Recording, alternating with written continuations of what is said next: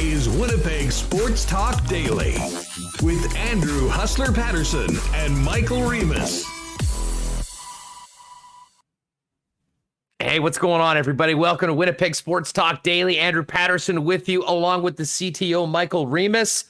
A big show coming up today. Lots on the Stanley Cup Final, both on the ice and off the ice with Stephen Whyno with the AP. Whyno will join us a little bit later on. We'll get to a lot of news in the league, some signings. We got awards going on tonight, and of course, a lot coming out of the Commissioner's State of the League address yesterday, which we'll get to over the course of the program. And starting it off a little earlier, we'll get to a bunch of hockey talk after our first guest, because we're going to talk a little Euro and the kickoff of the CPL with Valour FC head coach Rob Gale.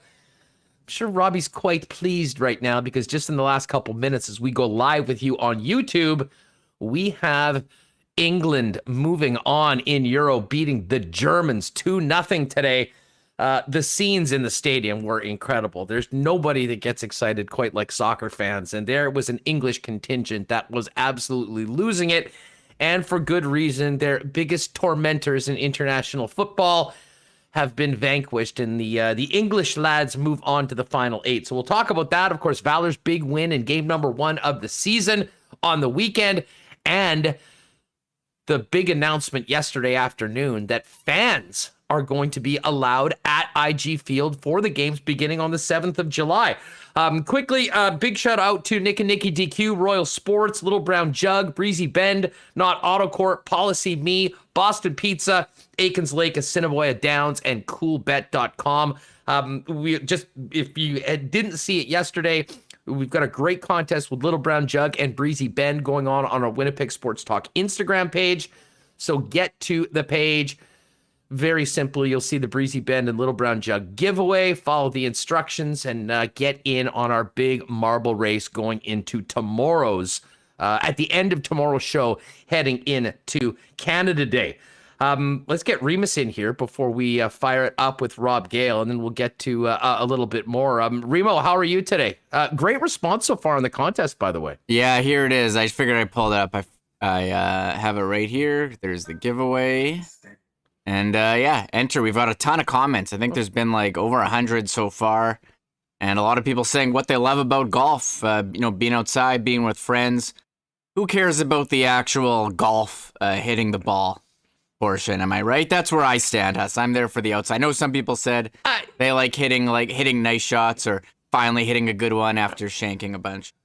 So the best was the guy that said, I'm going to teach I'm going to bring my son out and teach him that life is hard and it doesn't always reward you despite the best intentions. There's lots of lessons to be learned in golf.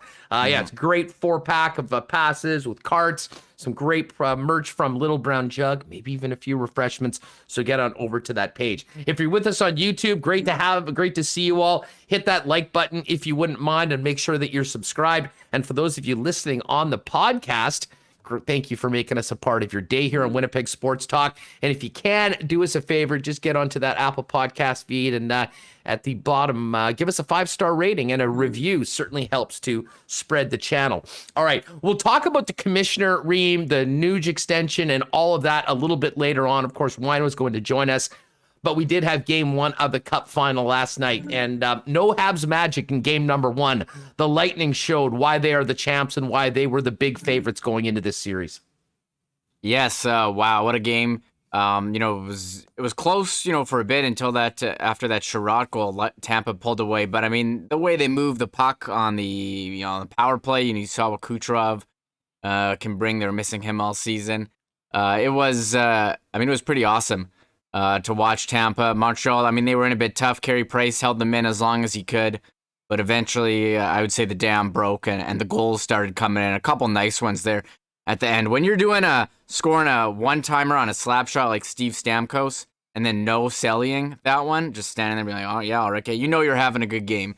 So it was a tough one. There was some rough stuff there. Gallagher with maybe the image of the game with the blood coming out of his forehead after, I thought Sergachev slammed him, but I think Gallagher tried to slam Sergachev while not wearing a helmet and then got it reversed on him and he fell on his head. It was reversal. I mean, the shot looked straight out of Hell in a Cell last week in the WWE. I mean, it was a pretty wild photo. And, you know, I listened to the guys afterwards. Kenny and Rennie were on with Eric Engels, and I know Sean was sort of adamant that this is a bad play. You know, Ken was on the other side. Engels came in the middle. They thought he actually got cut by his own visor. At least that was the theory. Again, listen, don't feel bad for Brendan Gallagher. I mean, he loves that stuff. That's when he is at his best. But I'll say this for Tampa, Reem, and we saw this right from the get-go in the first period. They weren't going to wait for Brendan Gallagher to come to them and mix it up. They brought it to Brendan Gallagher, and he, in a lot of ways, seemed to almost be targeted for, an extra hit, an extra stick on almost every play last night. And it just goes to show John Cooper's Lightning team, despite all of that high-end offensive talent that we often focus on, they've learned what it takes to be a tough physical team, to play a tight game. We saw that in Game 7 when they ended up dispatching the New York Islanders. And this is going to be a huge challenge for the Montreal Canadiens. Again, it's just Game 1. They lost Game 1 to Vegas. They were down 3-1 to Toronto. So by no means should we be already preparing the funeral procession for Montreal. But I will say this, they're going to need to be much, much better in game number 2 and back home in games 3 and 4 if they want to get back into this series. Yeah, I mean, I'm not willing to close the book on Montreal because we've seen them play well in the past, but that went just about as rough as it could have for them. Really had in trouble generating offense. I mean, they had a lot of chances, but it's funny. Travis Yost mentioned that they were so good at converting on the small chances they had. Vasilevsky, I mean, he's equal to Carey Price. He is incredible. And the one goal they did score, as Rob Mahoney writes in chat, I mean, we know Ben Sherrod, he's got the big slapper, but it wasn't like a slapper that had eyes and found the net. It was I don't want to call it a double doink, but it bounced off two. It was a double doink. Yeah, sure, it was double doink. Bounced off two Tampa players. Pretty incredible goal. I mean, and it gave the Habs life. They kind of needed that, but it wasn't enough. And Tampa just poured it on. They're so good, man. No, they really are. And, you know, it was funny. And when we were doing the Coolbet odds yesterday on the program, we were looking at some of the props for last night's game. And one of them was who would score the first goal in the series. Hey, you know, you had Kucherov and Stamkos and, you know, the top guys on Montreal. I don't know what the number was on Eric Cernak to be the first scorer, but that would have been a big, big number. And when you get a goal like that from a player like that to get things going, you couldn't imagine it starting much better for Tampa. But I'll say this about the Habs. Despite the fact that Tampa really did seem to be in control of that game, they got the goal from Mr. 107 on the double doink. And then all of a sudden, once again, it's a 2-1 hockey game. They could get right in it. I think Tampa really showed what they're made of, though, in the third period, getting that lead, extending it, and continue to be playing very hard right to the whistle, knowing what it takes to win a 7-game series. Yeah, it was 2-1. You thought it was in it, but, Mr. 107, as you said, Ben Sherratt, in front of the net, puck's going through the crease, and he, bats at it with his hand. And, I mean, if he just lets it go, it probably goes into the corner. It's a harmless play. Kucherov puts it in, and I think after that, once it was 3-1, it's going to be tough. It's funny, Montreal has always been the team, at least we saw against the Jets, where they score the first goal. It's good for them. They're in control. They can dictate the game. And last night, Tampa got the first goal, and I think Tampa pulled the reversal on Montreal, and they were the ones that were in control. So, Montreal's going to try to get that first goal. I think it's going to be very important. They can, control, but Tampa is very good. And one thing, we're talking about the matchups. It seemed like John Cooper tried to get the Kucherov line away from the Deneau line and was fine putting Yanni Gordon. I mean, Tampa's got so many good lines. They're just a solid team. There are a couple of notes, though. Injury notes, Alex Killorn blocked a shot with his hand. And, we know he's an impact player for them. He's day-to-day. And we didn't mention Shea Weber getting the $5K fine for slashing Kucherov. I mean, this $5K fine... I know it's part of the They'd be better off not even making those fines public because everyone's like, well, they're such a joke. Like, the players, I'm sure, are happy to pay a $5K fine for any type of infraction like that. It's like, yeah, sure, $5K. Well, sure, why not? Are those tax deductible? I think they go to charity, do they not? Or is it just, how does it work on their paycheck? They get a donation receipt?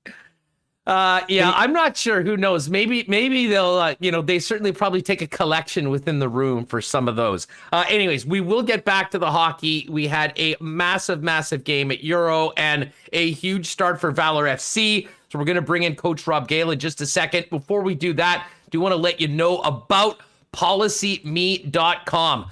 Listen, life insurance, not a sexy purchase, something you're probably more likely to put off than go after. But if you've got a family, if you've got people that count on, if you've got investments, this is something that you have to have for your family's security in case something happens to you.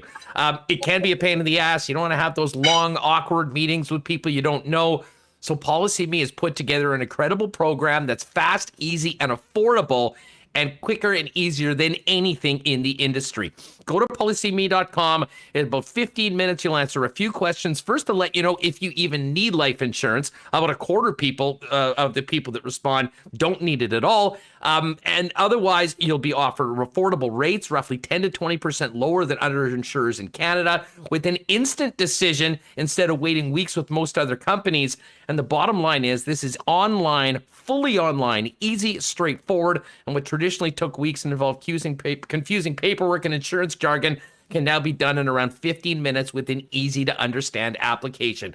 Don't wait any longer, folks. Don't procrastinate. You'll thank yourselves and your family will too. PolicyMe.com. Get there. When they ask you where you heard about it, say podcast and Winnipeg Sports Talk.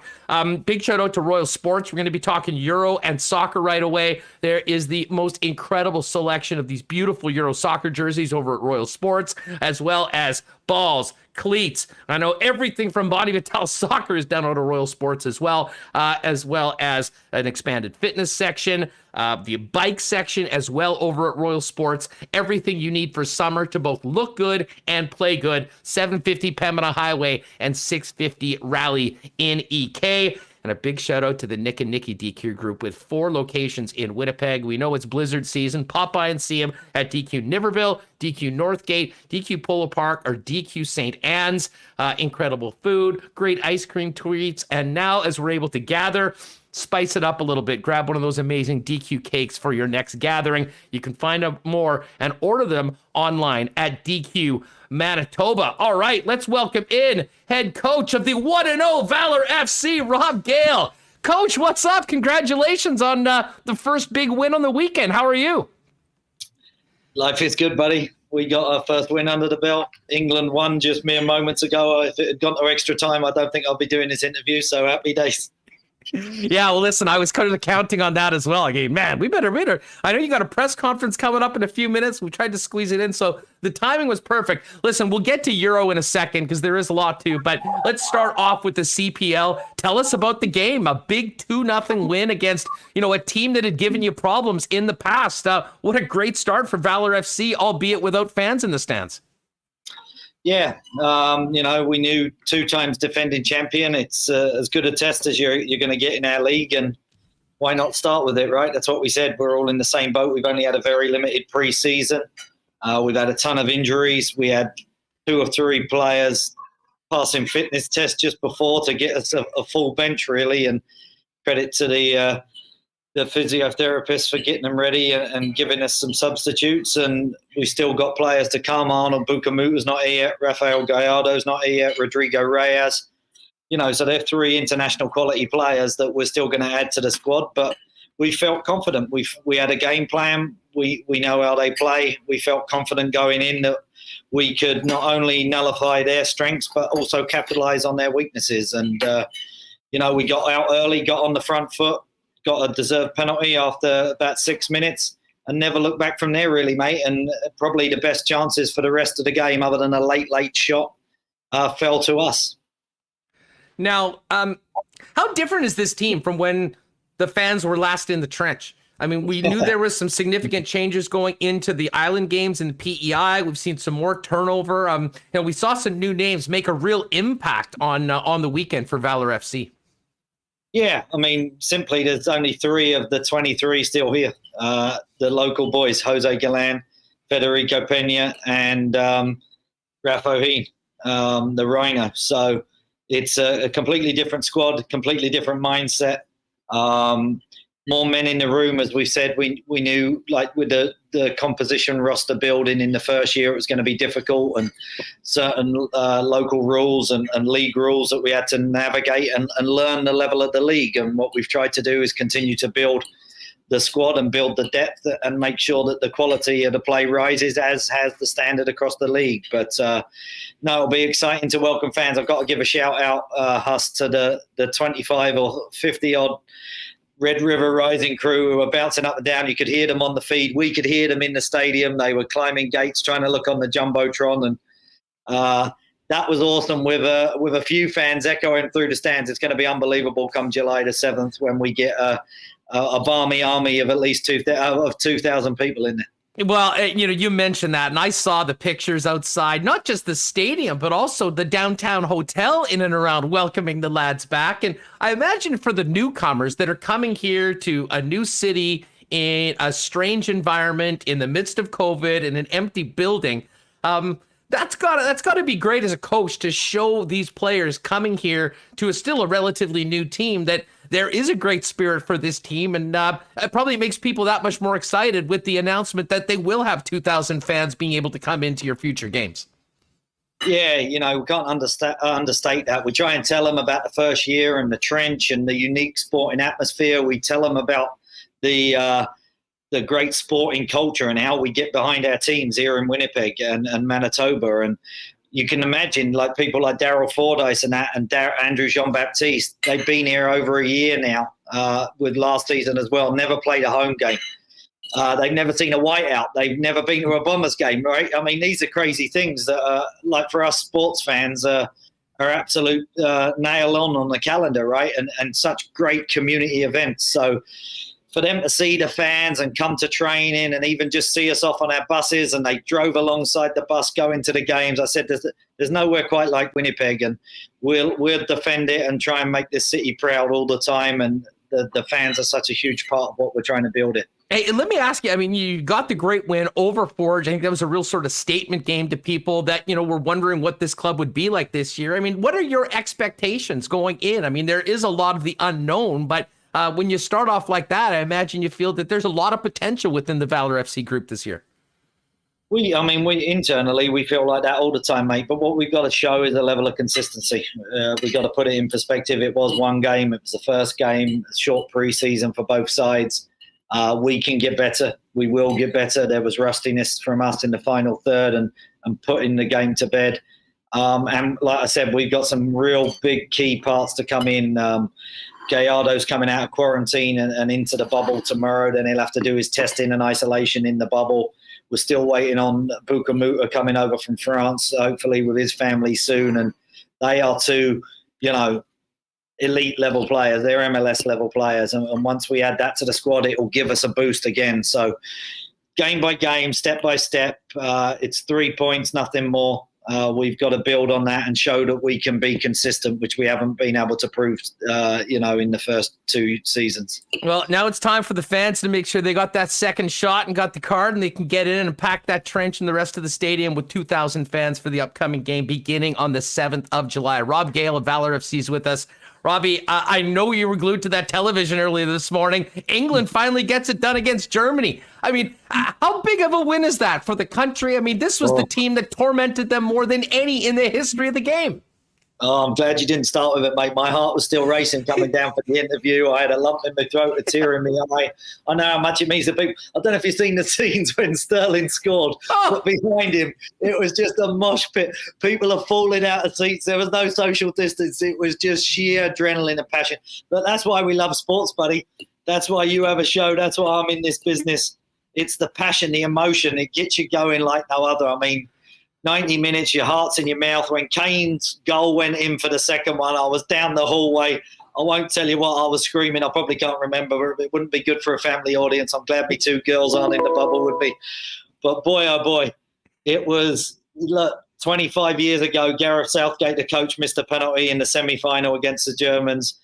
1990, I remember it well as a 12-year-old lad. And Chris Waddle skying one over the bar. I mean, we've had our times with the Germans in big competitions and not got it done. And to get it done, it's it brings out all that raw emotion, mate. It's nothing does it like sports. Nothing does it like sports. Hey, be honest. What were you feeling when they had that terrible back pass that got picked up over to Thomas Mueller, and he went in presumably to tie the game and just went wide? That had to be the most nervous moment from the English side of the game. It's not good for the hearts. I'm glad we have laundry service, mate, because my shorts needed one. That's all I can say. It's unbelievable. Right after we scored, you're so vulnerable after you score, and he's made a mistake. They've gone clean through. And Muller, he's so consistent. He always does it for the Germans. Luckily, it was our day. The Germans always give you a battle. They're a machine. And today was England's day, and so nice for the 45,000 fans at Wembley. Hey, when you see a Prince in the stands coming, giving it the lodge, you know it means a lot. So happy days. Rob Gale, head coach of Valour FC, is with us. I have to ask you about yesterday. I mean, listen, I haven't been watching the game as long as you, but I mean, those are the two craziest games I've ever seen. I mean, how do you even describe what we saw first between the Croats and Spain, and then the Swiss comeback against France? I'm sure will be a game that's talked about for decades when it comes to international football. You know what I love, mate, is all the people who say, oh, you know, football, it's not very entertaining. Have a look at that. I mean, that's one of the greatest days in tournament football history, if not the greatest. It's certainly in my lifetime. 2 6-goal thrillers, overtimes, comebacks, the underdogs winning. I mean, what a day. It was just crazy. Luckily, we were on a training field. Poor Jose Galan, he's recovering from injury. He had to train. The rest of us were doing head tennis and watching the Spanish game. Jose's giving it the olays in the rondos because they're 3-1 up, and then we're screaming at him, it's 3-3. He can't believe it. They turned it round. He's a happy man. There's Italians in camp. They're happy. We got a Belgium in the room. He's happy.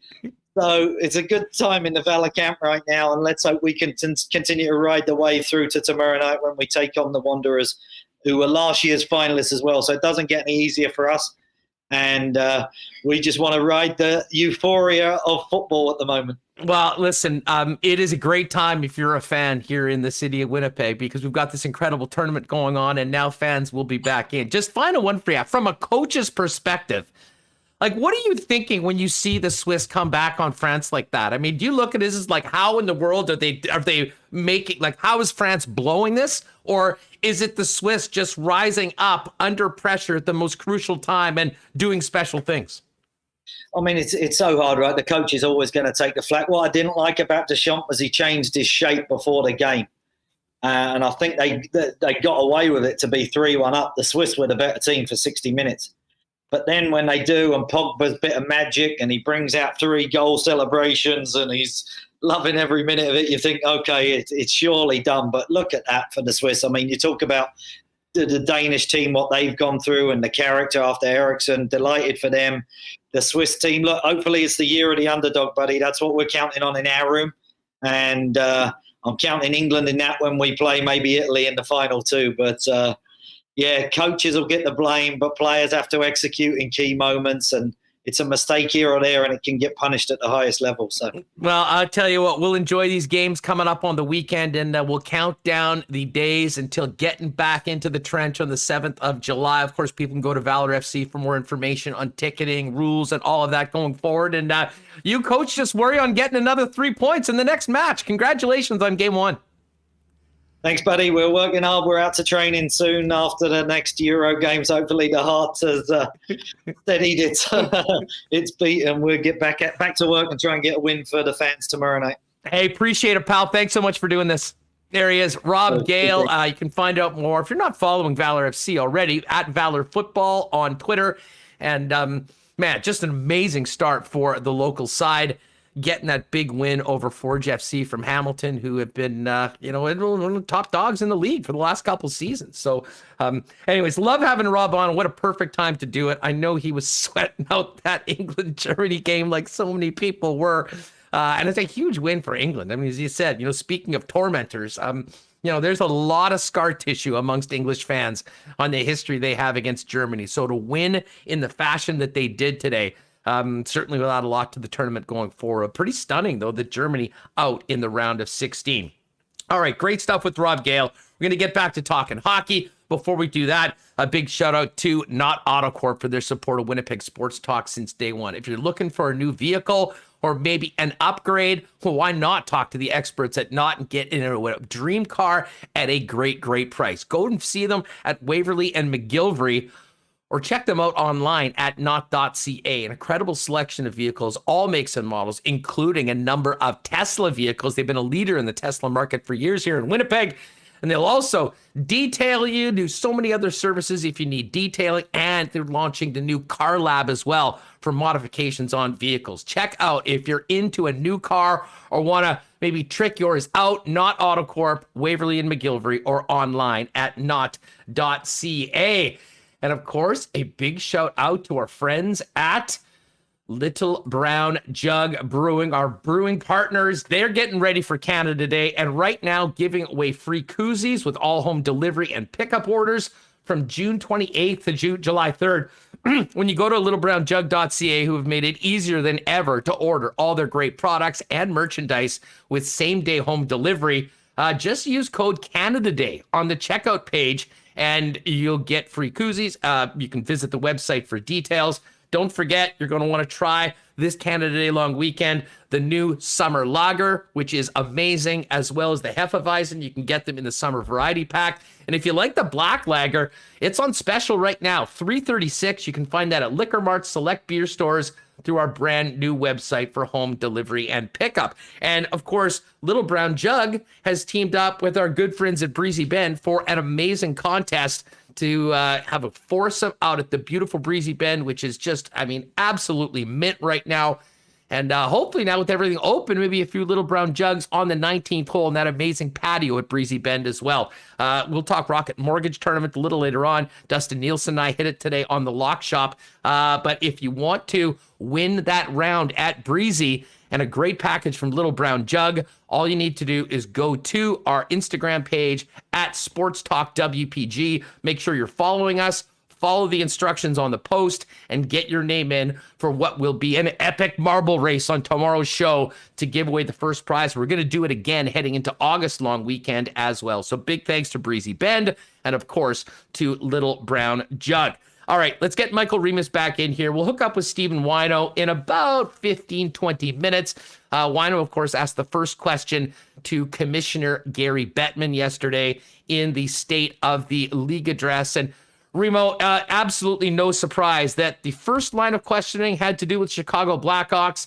There was a couple hockey questions, a couple questions about the upcoming season, and then a flurry of more questions about the developing Blackhawks situation that in a lot of ways sort of is a bit of a cloud over the gathering right now, despite the great work that the Habs and Lightning have done to get to the finals. Yeah, a lot of great questions from Stephen Whyno, Katie Strang, Mark Lazarus. I think there was a GIF going on of Bill Daly's reaction to hearing Mark Lazarus' name from The Athletic, where he just put his head down or something and started scratching his face.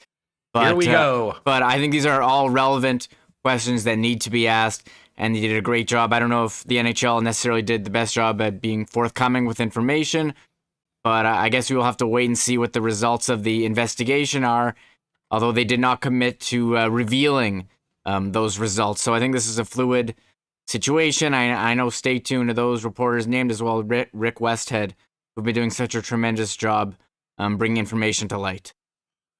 I have to say, and we know that Gary Bettman and Bill Daly are both lawyers, and I got a lot of respect for both of them. I know Bettman takes a lot of heat, and he's sort of fine with that. He's done some amazing things for the National Hockey League, and we've got a team back here in Winnipeg, and Gary Bettman was a big part of it. I've had a chance to meet Bill Daly personally a number of times. He's been great to us, has been on the show a number of times over the course of the years. But Remo, these are both lawyers, both very, very smart, intelligent lawyers. And I have to say, the amount of lawyer speak we got yesterday probably shouldn't be surprising considering this situation and how touchy it is for both the league and all parties involved. The questions are going to be going there, but the lack of clarity on almost any of the answers, including what determines recent, when they said that's when they found out about it, I think almost just begs more questions when we talk about this as it continues. Yeah, I think it was Katie Strang asked him, when did you hear about the allegations? And Bill Daly's answer was, Oh, I don't remember specifics. It was fairly recently. And so, do you remember specifics? And no follow-up, too, like with the Zoom. Like, Yeah, there's no, you can't. If that was sort of in person, you might be able to get a little bit more out. Mm-hmm. But they went in there. We'll talk with Whyno, asking the tough questions. I think they're all relevant. I mean, did the NHL front office know, or did they just find out when the lawsuit was filed? I think all great questions, and you got some answers, but a lot of them were just like, you know what, we're gonna comment on this investigation, when it's completed, and we have to wait for the legal proceedings. That was basically a majority of their answers. Yeah, and they weren't going there. But man, this is listen, it's not going away anytime soon. Anyways, we'll touch on that with Whyno a little later on. There was a number of other things that came out of the State of the League address involving next season, and it certainly seems like the intention of the league is to start on time as normal with a regular full schedule as well. But the big questions, Remis, I mean, what about the Olympics? And, so many people are excited about the best on best finally coming back next year.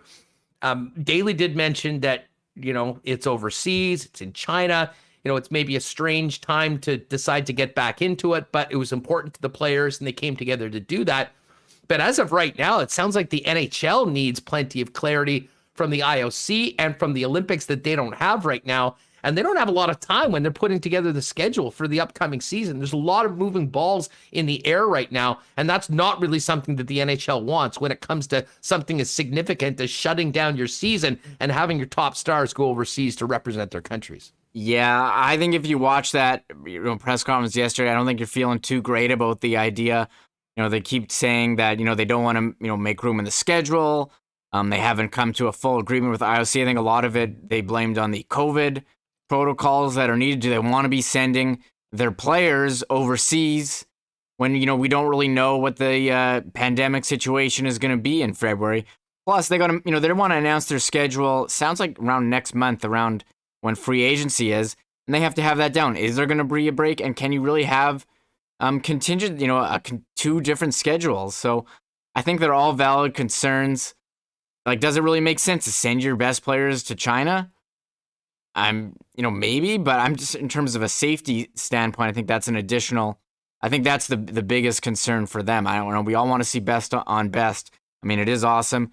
I think the concerns before were with, okay, we're sending, our best, giving our best players, but we can't use any of, the footage and highlights or anything. I mean, it was the 10th anniversary of the golden goal last year. Like, did you see that highlight anywhere? Is anyone able to see that because of rights issues? The answer is no. I think it was, you'd watch TSN, they'd show still pictures and just talk about it. Yeah. So I do think that is a concern for the NHL too, that I think they should be able to resolve, but we'll wait and see. I'm not feeling good, Huss, about players in the Olympics.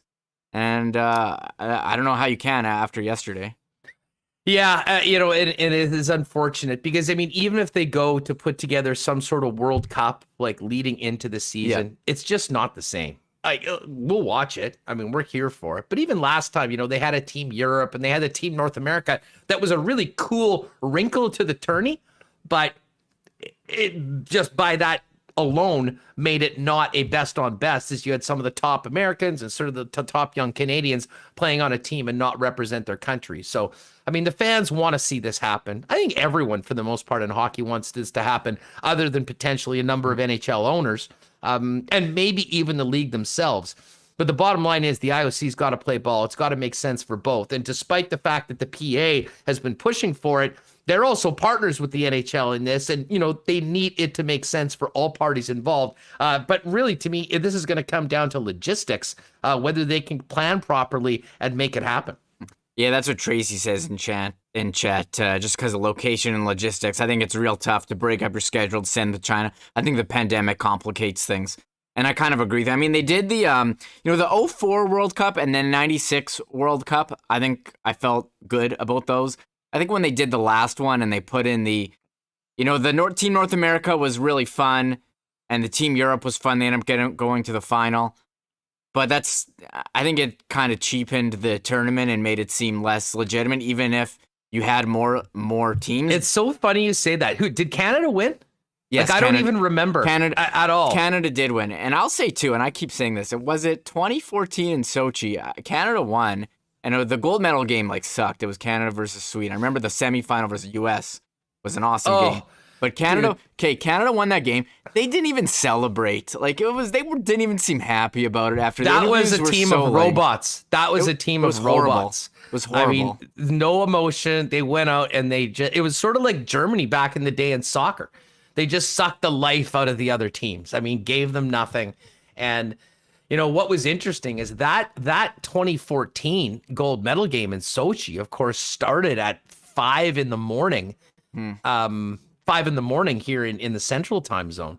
And my memory of that is that the bars opened up at 4 in the morning. We're allowed to do so. And you had this crazy party for the gold medal game. By the time the game ended, the sun's coming up. It was one of those memories you'll have. But the game itself, not very memorable, not close, not exciting, and they got it done. But when you think about that last World Cup, I mean, what do I remember? I remember how exciting Team North America was. I remember the upstart Team Europe. But other than that, it really wasn't that memorable. And I think that's part of it. When you have guys like Connor McDavid and Mark Scheifele not playing for their country, playing for this unique team, the games itself were sort of cool, but the actual tournament sort of loses a lot of importance. No one will ever say that about an Olympic gold medal or an Olympic tournament. Yeah, I agree with you there. You just haven't found a way to bring back the feel. I mean, the 96 World Cup, I remember, was a big deal. Obviously, USA won. In the 2004 World Cup, it was, the last hockey before the lockout. And you had Canada coming off the 2002 win. I mean, a lot of great players. But for whatever reason, I don't think the 2014 World Cup of hockey had that. I mean, you really remember. I know Canada played Europe. I remember it was actually an exciting final. And I think everyone just remembers Team North America, to be honest, which, again, was a great team. But in terms of international, the importance of international hockey in the tournaments of the last, 20 years, I don't think anyone cares about, Canada winning the 2014 World Cup. Well, no, because so many of the top players weren't playing for them in the United States as well. And I don't know, but it was cool to see all the young guns on one other team. Anyways, this will be something we'll follow. We'll see what Whyno's got to say about all of these topics going forward. Remo, tell us about, what did we find out about the All-Star Game, Stadium Series, a Canadian Heritage Classic? I did see that the Canes game has been put off a year. The outdoor game that Carolina will be hosting now being pushed back a series, but it does sound like there's still plans for some outdoor games for this upcoming season. Yeah, they're trying to go back to a normal schedule here. So they're going to have the All-Star Game in Vegas, the New Year's, game in Target Field in Minneapolis. I don't know what the border situation is going to be, but maybe you wanted to make some plans. There's going to be an outdoor game in Nashville for a Stadium Series at where the Titans play. Nice. This one was new to me. I wasn't expecting this. He did say there is an unannounced Heritage Classic game between two Canadian teams. Now the Jets have been in the last two. Jets won't be in this one. I'm expecting Toronto, Montreal. Just get the two teams in there with the biggest fan bases. Try to make as much money as you can. That's what this season is about. And what about the Canucks? What about the Canucks getting a game? I mean, I think the only time they've played an outdoor game was the infamous game at BC Place against Ottawa, where Tortorella benched Roberto Luongo, which essentially, he was off the team in a week, if I'm not mistaken. It was sort of the last call. They're going with Eddie Lack in that game. I remember they wore those wild old school maroon jerseys for that as well. But that quote unquote outdoor game, in a lot of ways started the unraveling of the entire Canuck franchise coming down in that spiral since 2011. Yeah, sorry, I got to re-email Stephen Whyno his thing. But yeah, I remember Vancouver hasn't been in too many. I think all this is about trying to get back revenue. Would they do Vancouver-Seattle outdoor game in Vancouver and have all those Kraken fans? But I think that's a great idea. That's an. You probably don't need to do that year one, but year 2 or year 3 of the Kraken existence, and maybe have it down. Oh, can you imagine if they did it at the Link, at CenturyLink Field, home of the Seahawks? That's such a great loud stadium. You know what? I think you just called the shot, Remo. I would not be surprised if that happens at some point in the future. It is sort of wild to think about the Kraken. I was just looking at the schedule, doing a lot more on Sportsnet 960 coming up next month. I was just sort of checking out some of the key dates. I mean, honestly, 3 weeks from right now, we're going to be getting ready for the expansion draft. A couple days later is the actual NHL draft on the 23rd, which is the Friday. And then 5 days later from that, on the 28th, we get going into free agency. And I would imagine August will be a little quieter for hockey news once you get through that sort of first week after, the 28th.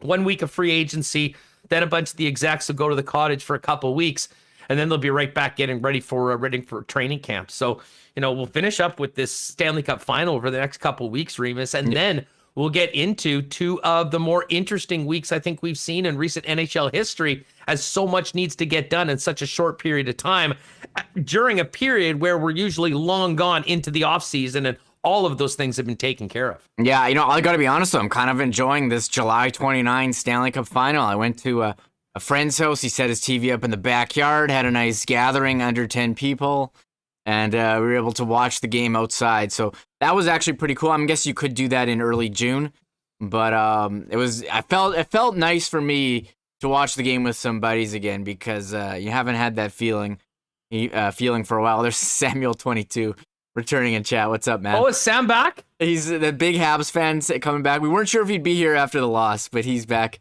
in chat. And one of the things they were asked about yesterday. Boy, Sam. I got a lot of respect for Samuel, because he was giving it to us during the Habs series, but came back, stayed here, and now even after the loss last night, Sam's back. And I know he was up in the Kenny and Rennie chat afterwards. Really? So a lot of respect for Samuel 22. He's become a regular here. We enjoy having him here, and I know there's a lot of people that are, even though the Habs ended the Jets season in the fashion that they did, still hoping for the Canadians to be able to get it done. So great to see you, Samuel. It takes a big man to show up on the bad days as well as the good days. All right, I'm going to hook up with Stephen Whyno coming up. I do want to tell you, popped into Boston Pizza last night. The honey dill fried chicken sandwich, new item on the summer menu. You got to try this, folks. We all know honey dill is a Winnipeg thing. Well, they're taking it nationwide, and it's now on a chicken sandwich. Definitely get it. They got the burger Italiano as well. But what I think now, with the patios banging the way they are right now, the Bulldog Margarita Fish Bowl that's out, the White Sangria Smash, the Peachy Mojito Royale, and the Galaxy Fish Bowl, all very popular selections when you get together with your friends on a Boston Pizza patio. Do that. Of course, they've still got the takeout and delivery. Restaurants are open inside. Let's get out and support all our local restaurants, and make sure to check out that new summer menu over at Boston Pizza. Tell you a little bit more about Aikens Lake. Going to be heading out there in a couple of weeks. Cannot wait to do that. But if you're thinking about a staycation, if you will, a world-class fishing excursion right here in the province of Manitoba, where you can be on the water after the plane ride in less than 2 hours from the city, Aikens Lake is the spot. Check them out online at aikenslake.com, or hit up Pit Terrain on Twitter at Aikens Lake. And tough night for yours truly at Assiniboia Downs last night for the live racing. I think I got skunked. Not sure what Remis did, but we will get back to the duel at the Downs later on with our picks for tonight's race. Don't forget, you can get an account at hpibet.com. Bet with us. Watch all the races at Assiniboia Downs as well as around the world, and check out their YouTube page. ASD Live goes 6:45 with some suggestions and intel on all the races coming up tonight. At Assiniboia Downs, and everything available at asdowns.com. We'll get to Coolbet lines a little bit later on. But first and foremost, let's welcome in our good friend Stephen Whyno from the AP. Just slumming it down in Tampa, Florida right now. What's going on, Whyno? How are you? I'm great. It's gorgeous. It's a little hot and a little humid. But sitting out here with the palm trees and working, it's phenomenal. Yeah, well, it's probably just good to be on the road again. I mean, after everything that's taken place over the last little while. Let me ask you this before we get into, the commissioner and the, obviously the series right now. You've been covering everything from afar. What's it like for the media to actually be seeing each other again, as opposed to nonstop Zoom calls for the last 16 months? It's fun. I mean, we still have the Zoom calls as we're doing them in our hotel rooms or doing them from the rink, but it's nice to be able to do them next to people and kind of be around. And that's the part of this job that this is what we enjoy. It's the games and the moments matter, but it's also the fellowship. It's being around everybody again. And to be able to do that fully vaccinated and be able to kind of do what we've done here, it's a blast. Well, listen, I saw the tweet, you somewhere in Tampa with a couple pints in front of you with the series about to begin. And I'm like, all right, nature is healing. Whyno's having a couple beer before the final, and we'll be talking about it coming up. Listen, we'll talk about the series and everything else in a second. You led off yesterday's press conference with the commissioner on the state of the league, and not surprisingly, wasn't asking about the game, wasn't asking about the Olympics. You were asking about this Blackhawks story. It has continued to grow as far as the amount of people paying attention to it. It's an incredibly serious situation, I think, for the National Hockey League. Let's focus first on that. What did you and the rest of the media hear and didn't hear from Bill Daly and Gary Bettman when it comes to these allegations of a cover-up of a sexual assault of a player or two players in 2010? Yeah, and really a team effort from Katie Strang, Chris Johnston, Frank Saravalli, other colleagues, Mark Lazarus, in trying to get to the bottom of what the league knew and when they knew it. And I think Gary Bettman, to my question, said it was relatively recently that the league found out about these allegations against Brad Aldrich, that two Blackhawks players had said in 2010 that he had sexually assaulted them. And to the point where it was clear that the league was not kind of on the front burner of this until fairly recently. Certainly in the past few weeks, months, when the story came out, that the Blackhawks didn't call the league to tell them about this. And so what I don't think Gary got into, because of an investigation the Blackhawks are launching now, is when the league knew that the Blackhawks kind of blew this. Well, who knew there? Mark Bergevin told us the other day that he was not aware of this. He was the director of player personnel at the time. Stan Bowman has been radio silent on this as they hired a federal prosecutor or former federal prosecutor to investigate this. But people are going to lose their jobs from this. And I think the question becomes, how far up the chain of command or how far low down the chain of command did people know about this? Players have come out and said that even Dan Carcillo, who was on the Flyers at the time, said there was buzz about this at the time. So more people knew this than we know right now. And it reminds me of the Joe Paterno situation with Jerry Sandusky at Penn State, that it's going to bring people down. And I don't mean necessarily at the league level unless people knew, but from all the comments yesterday, it sounds like the league is kind of awaiting that Blackhawks investigation. And the league could also then launch its own investigation of the Blackhawks and their conduct. But I think it's now a wait and see situation from the league perspective on what that investigation turns up.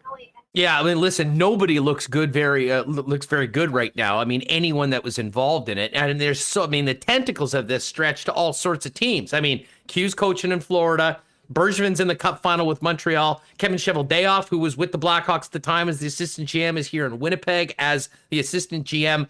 Now, Cheveldayoff and Bergevin, from the reports that we've read, were not in that meeting. And, when you're talking about something this serious with some companies, I mean, they're not sending out an all-staff email telling everybody what's going on when it's that serious. But at the same time, like we've heard, it just did seem like everybody knew.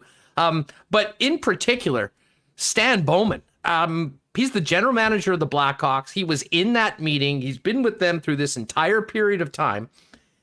He's also the GM for USA Hockey. For all the timing of the Blackhawks investigation and what the NHL may or may not do, I have a feeling the first shoe might be to drop is from the USA Olympic Committee.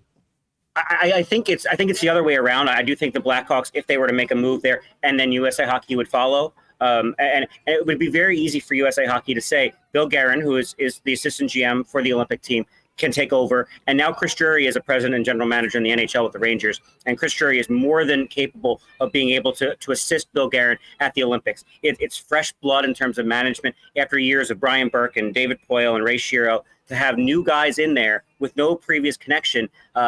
Stan Bowman's a very good GM, but this is something that I think USA Hockey, after this investigation is complete, might distance themselves from Stan Bowman. Well, I mean, listen, I don't know how much time they have to wait, though, Stephen. I mean, when you think about the USA Olympic Committee, I mean, they're not attached to the hockey world. This is just another sport in a massive umbrella of organizations.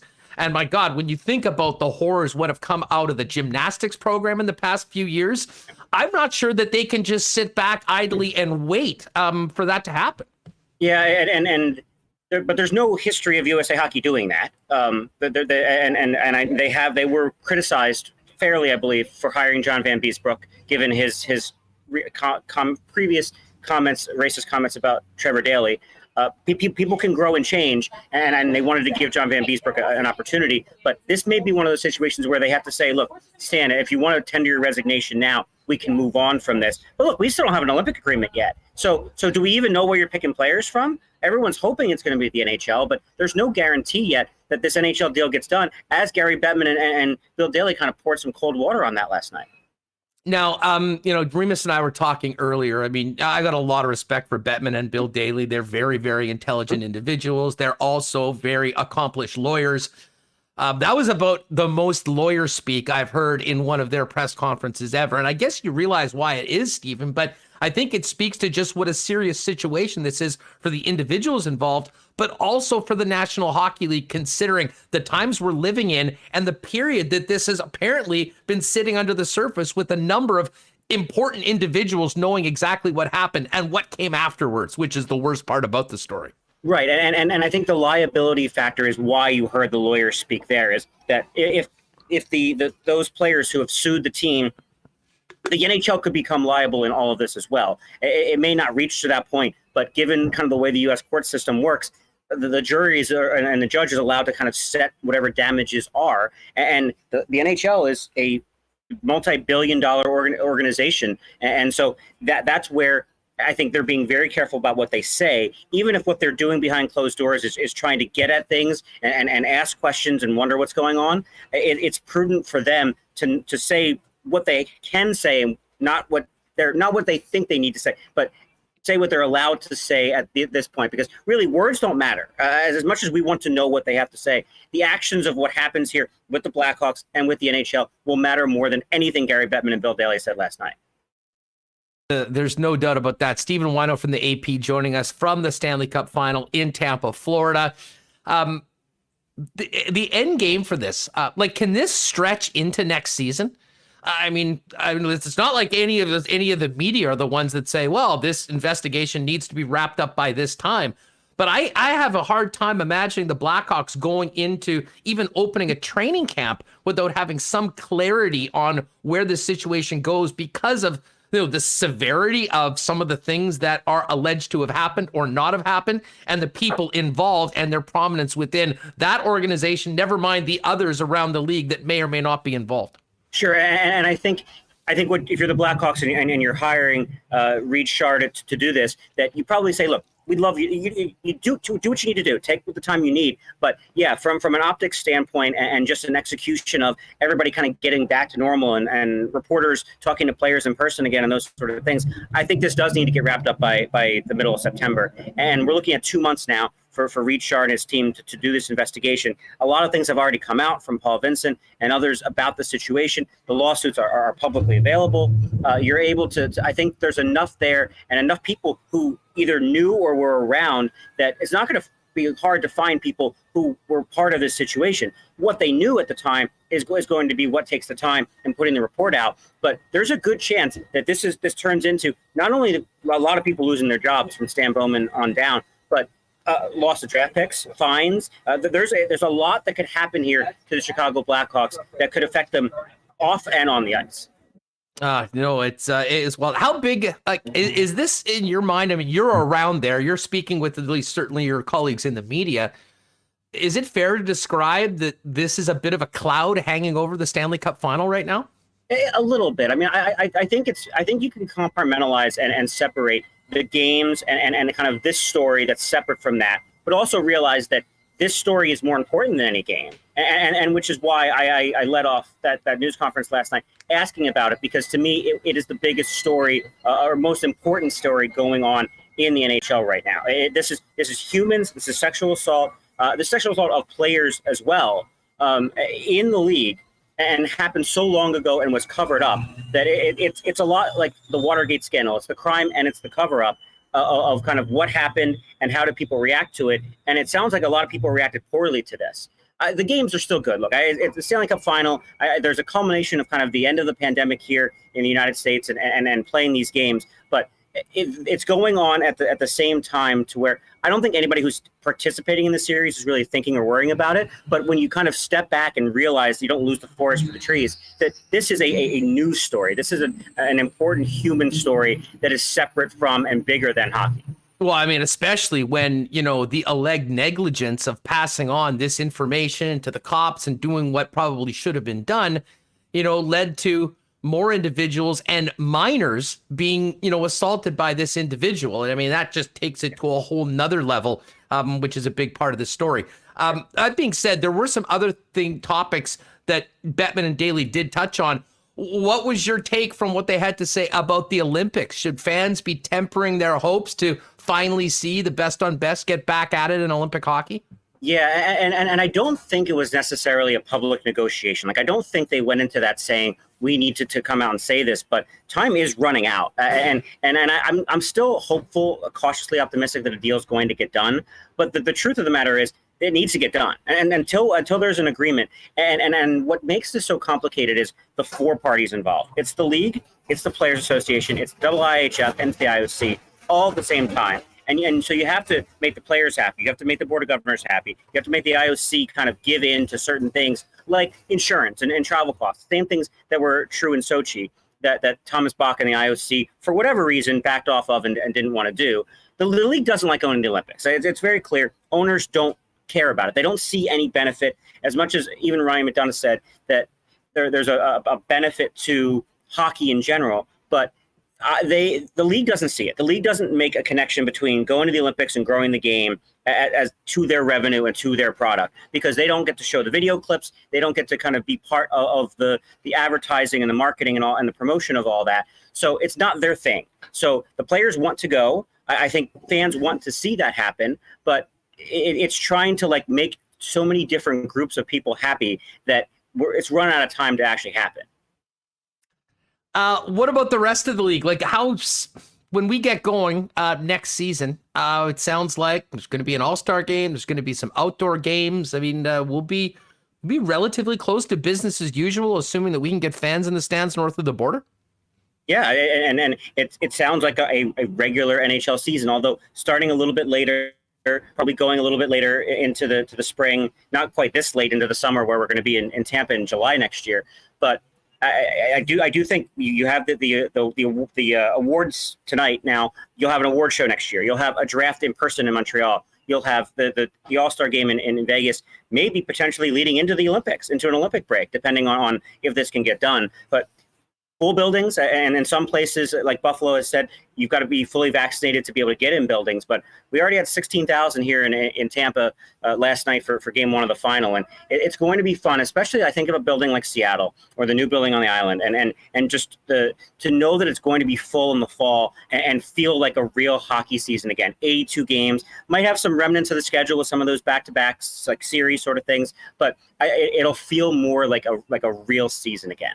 Speaking of feeling, what was the atmosphere around the building and inside the building last night for game one of the Cup final? Of course, they're the defending champs, but they won it in a bubble away from their fans last year. Yeah, and it was the first playoff game in Tampa since that 2019 sweep by Columbus, and that kind of struck me, and I put it on Twitter, and then Sabres fans are like, 2019, how bad for them, because they haven't seen a playoff game at home for a little bit longer than that. But there was an energy in the building that was like, finally, and the fans have been in the building for the playoffs here before, but it's in the Cup final. People the players can taste it, but fans can taste how good this team is. This is a dominant, all-time generational team that's been put together by Steve Yzerman and Julien Brisebois, that they're now 3 wins away, but before that, 4 wins away of being able to do this again and being the second team in the Cap era to repeat. I think there's an appreciation of that maybe might have gotten lost in the bubble because you didn't have fans there, but people are kind of getting a hold of just how close this goal is to finally happening for this team.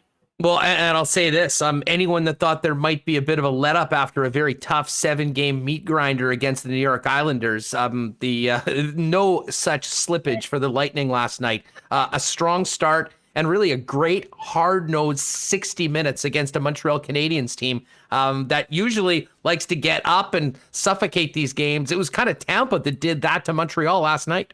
Yeah, and it's what the teams that have played the Canadiens before didn't do, what the Jets couldn't do, what the Leafs eventually couldn't do, and Vegas couldn't do is they got tons of traffic in front of Carey Price to take his eyes away. They took the body at every opportunity, and the Lightning are a very mature team. And Ryan McDonough said this earlier, that you're going to realize that sometimes you're going to lose games in a series, and it's kind of the buildup of trying to wear a team down over the course of a series, and whether that's mentally and the adjustments made or the physical toll of playing these games, it's how the Lightning have won all these series. It's how they haven't lost a series since Columbus. Is they take such a clinical approach to hockey, and beating up the Canadiens means beating them up physically and also kind of wearing them down with making them defend and all of those things, and making it hard on Carey Price. Carey Price was terrific last night, but he still lets in 5 goals because he didn't see a lot of them. And so the Lightning just did a better job of being the Lightning and doing a better job of going up against the Canadiens than anyone else in these playoffs. Well, exactly. I mean, take it from people in Winnipeg who saw the A game of the Montreal Canadiens just, suffocate the Winnipeg Jets for the better part of that 4-game series, as well as Vegas. They weren't able to do that last night. And a big part of it, we focus on all the incredible high-end offensive talent on Tampa Bay, but their physicality, their tenacity, and how hard they were on the puck and on the Canadiens last night, especially a guy like Brendan Gallagher, really sort of set the tone early, and they didn't let up late in the third period when they had the game in hand. They continued to push that pace and grind down their opponent, and man, it ended up with sort of a wild, it looked like a WWE scene there with Gallagher in the Hell in the Cell there at the end. But the physicality of the Lightning, if you haven't been watching this team, it might surprise you, but they understand what it takes to win in the Stanley Cup playoffs, especially at this point in the tournament. And that's what the third period said to me last night. Is this is a team that knows what it's doing in these situations. They weren't going to hold back or defend, and they did that, I think, in Game 6 of that Islanders series and lost in overtime. That this is a team that has been here before and didn't go lost on anybody. That John Cooper threw 5 forwards out there on the power play late in that game. It's everything about last night was sending a message and setting a tone, and that's what the Lightning did. Yeah, I mean, absolutely. I mean, they're here to finish the job. And if you think about the path that the Lightning took to get here, there was a lot of people that thought that Florida had a good chance of beating them in the first round. They went up against an excellent Carolina team in round 2. And I mean, I don't know if there's a tougher out in the Stanley Cup playoffs than Barry Trotz's New York Islanders. So it seems like the path they've taken to get here, not to mention what they did last year in the bubble, has sort of steeled them to run this back. And man, Montreal is going to really have its hands cut out for them. Although at the same time, we saw Montreal lose Game 1 to Vegas, and we all know what happened in the rest of that series. Yeah, I think everything that the Lightning have done since 2019 have steeled them for this. And I think losing that series changed them in a lot of ways. It changed them as a team, changed individuals, and kind of how they approached hockey, how they approached the playoffs. And it's helped at every level of this playoff run, that once they get a punch, they know how to absorb it, and they know how to deliver another punch back. And that's what has made this team such a good kind of playoff hockey group. Interesting to hear the Nuge get an 8-year extension with the Oilers today. What did you think when you heard the number and the term in that? I mean, certainly, he got the 8 years, which wasn't available on the open market. But I think that, considering the lack of free agents at the center position that are really contributing, probably left some money on the table, at least on an AAV. What did you think when you saw the 8-year extension for Ryan Nugent-Hopkins? It's certainly a far leap from the trade rumors that kind of dogged him and that team of maybe moving on from Ryan Nugent-Hopkins. That they clearly, Ken Holland and Dave Tippett clearly like him as part of this group. What kind of surprises me, and I'm going to loop the Wayne Simmons extension into this with the Leafs, is these two teams that had very disappointing playoff performances sticking with the same group essentially and staying the course in a way that I don't know if I would have done or some other managers would have done. But these are teams that are pretty confident in the talent they have. Yeah, well, and of course, Spezza got re-signed afterwards, and I mean, Spezza was one of the best Leafs in the in the playoffs, which I mean, I realize is not a high bar considering the way things left. Finished up against Montreal, but he got there. But the Simmons was a little surprising because he didn't really contribute very much late in the season or in the playoffs, and ended up getting a 2-year deal. But if there's one thing I think we're seeing right now from teams like the Islanders, Canadiens are a perfect example of that. Experienced veterans that can contribute in the playoffs on low salaries is, really the way a lot of the top teams have filled out their rosters. And many of those players, Corey Perry probably being the best example, making a huge impact in the playoffs, albeit had sort of a quiet regular season. Yeah, Corey Perry, Eric Stahl. I'll throw Patrick Maroon in there too, as a guy who can do those sort of things. Is you, in addition to needing kind of the entry level guys of being these cheap contracts in a cap environment, if you can get that veteran player at a veteran minimum or close to that in a cap world where especially the cap's not going up next season and maybe beyond that, that's what smart GMs have to do, and finding the right veterans who are part of that mix. Excellent. Well, listen, Whyno, it's great to have you on the program. Thanks so much for doing this. Of course, I mean, your work appears in papers all around, but what do you have cooking up for AP coming up in the next couple of days as you follow the final and then it heads to Montreal? Well, we're going to get into Braden Point a little bit and Andre Vasilevsky's growth, but today just on the Canadians and bouncing back, because that Suzuki Caulfield Toffoli line really struggled last night, and if the Canadians are going to even compete in this series, they need a lot more from that. Hey, pal, thanks so much for doing this. Great to catch up as always. Keep up the great work, and let's do it again soon. Sounds great. Talk to you soon. There he is, Stephen Whyno from the AP. Follow him on Twitter at @swhyno. Great friend of the program and doing some great work. And, of course, if you heard the presser with Gary Bettman yesterday, first up was Stephen Whyno from the AP. And, of course, we started with the Blackhawks story because that was what a large number of questions given to Daly and Bettman were about yesterday, and Whyno led it off. Great stuff. Let's get Michael Remis back in here. Reem, we hit a number of topics with Whyno. We did not talk about the Nuge extension. 8 years, $41 million. I think the AAV makes a lot of sense for the Edmonton Oilers. I mean, we'll see how that deal looks like in year 7 or 8, which is always the case with these long-term extensions. But it's interesting. I was talking to Nielsen today.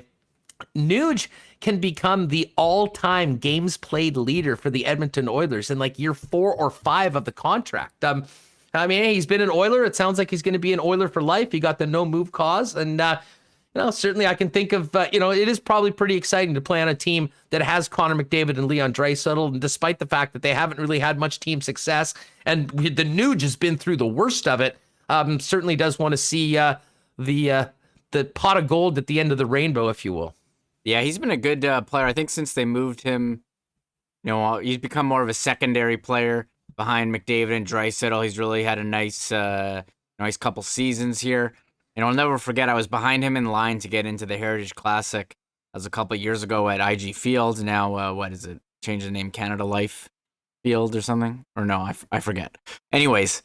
IG Field. Sorry, I'm mixing up the Jets. It is IG. I'm mixing up the Jets Arena that changed the name. Anyways, I couldn't remember. I remember how young he looked, but he's kind of grown into his body a little more. And the crazy thing, he could be the all-time leader in games played for them. So I think we'll have to wait and see, Husk, because it's a flat cap. We'll have to compare some of the other contracts, but this is maybe this is like the market setter of the new NHL with post-pandemic. Well, and what's interesting about it is I think, as I mentioned to Whyno, I mean, there certainly would have been interested in Nuge on the open market. Now, whether he would have gotten a 7-year deal at more money, I mean, maybe. But what's interesting about this one, and you don't see this very often for a player, accomplished like Nugent Hopkins, is he took a pay cut. I mean, he was making $6 million in his last year and ended up going down to just north of 5. And, I think there was somewhat of a sacrifice to get the term, and it probably worked better for the Oilers. But it's not too often you see good players like Nugent Hopkins making not absurd money take less on what will inevitably be, in all likelihood, the final contract they sign as NHLers. He's 28. I think he's going to be 35 at the end of the deal, or 36, but I got to double check. But it's not like 36 or 37, because I mean, this is only kicking in next year, and you got another 8 seasons. So there you go. Yeah, he's 28, so another 8 seasons. Yeah, so maybe he gets one more after, but it's not like some of these ones you've seen where a guy is in like their mid 30s and signs a log deal and goes till like over 40. So you think his game would be able to translate that long, but we'll wait and see. They did put out I think Pierre LeBrun tweeted out the value, and it seemed like he was getting a lot of money up front, and then as the contract went on, it it was less real. Yeah, here's the contract. It was 5.25, 6.25 for 2, then 4 million plus 2 salary bonus.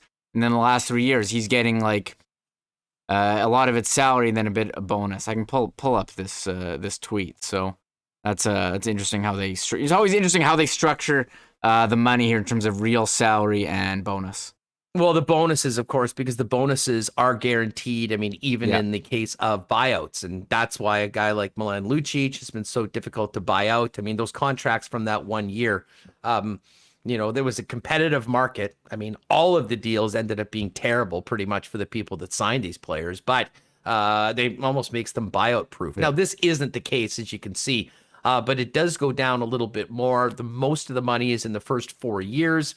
But again, it spreads out that cap number for the Edmonton Oilers, who have a lot of money this season. And there's been so much talk. We'll get someone on from Edmonton. We'll get Dusty on one of these next few days, or maybe as we get closer to all the offseason moves.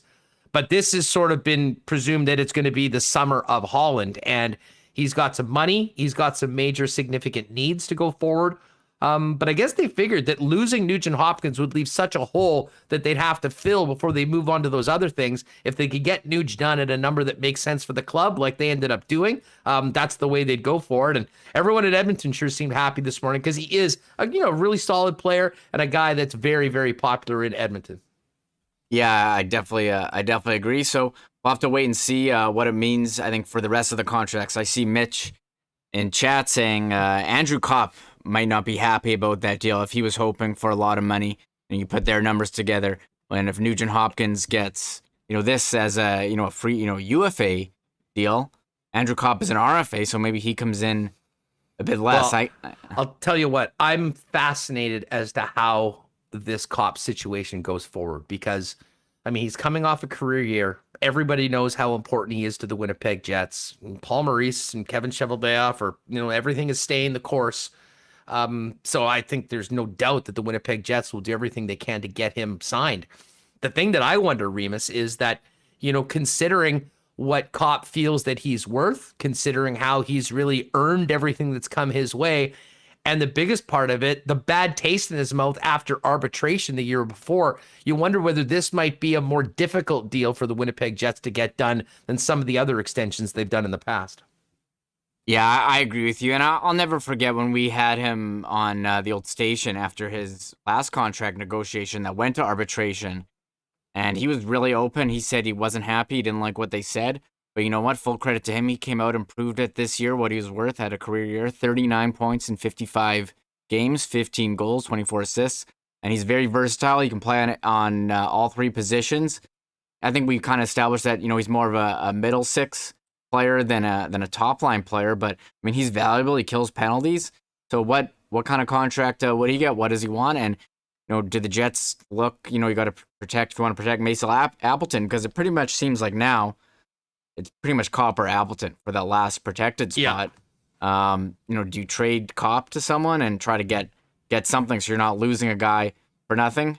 I don't know, but a lot of things for the Jets to want to consider. Yeah, well, they're going to lose somebody for nothing no matter what. When it comes to Seattle, to me, I just focus in on the blue line. And I really do wonder whether there'll be a defenseman or two that's available for Seattle that will be very attractive to Kevin Cheveldayoff.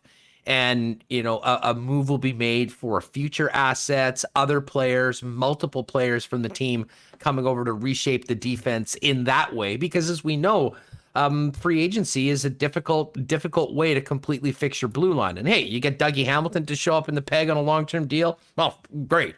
I don't think that's going to happen.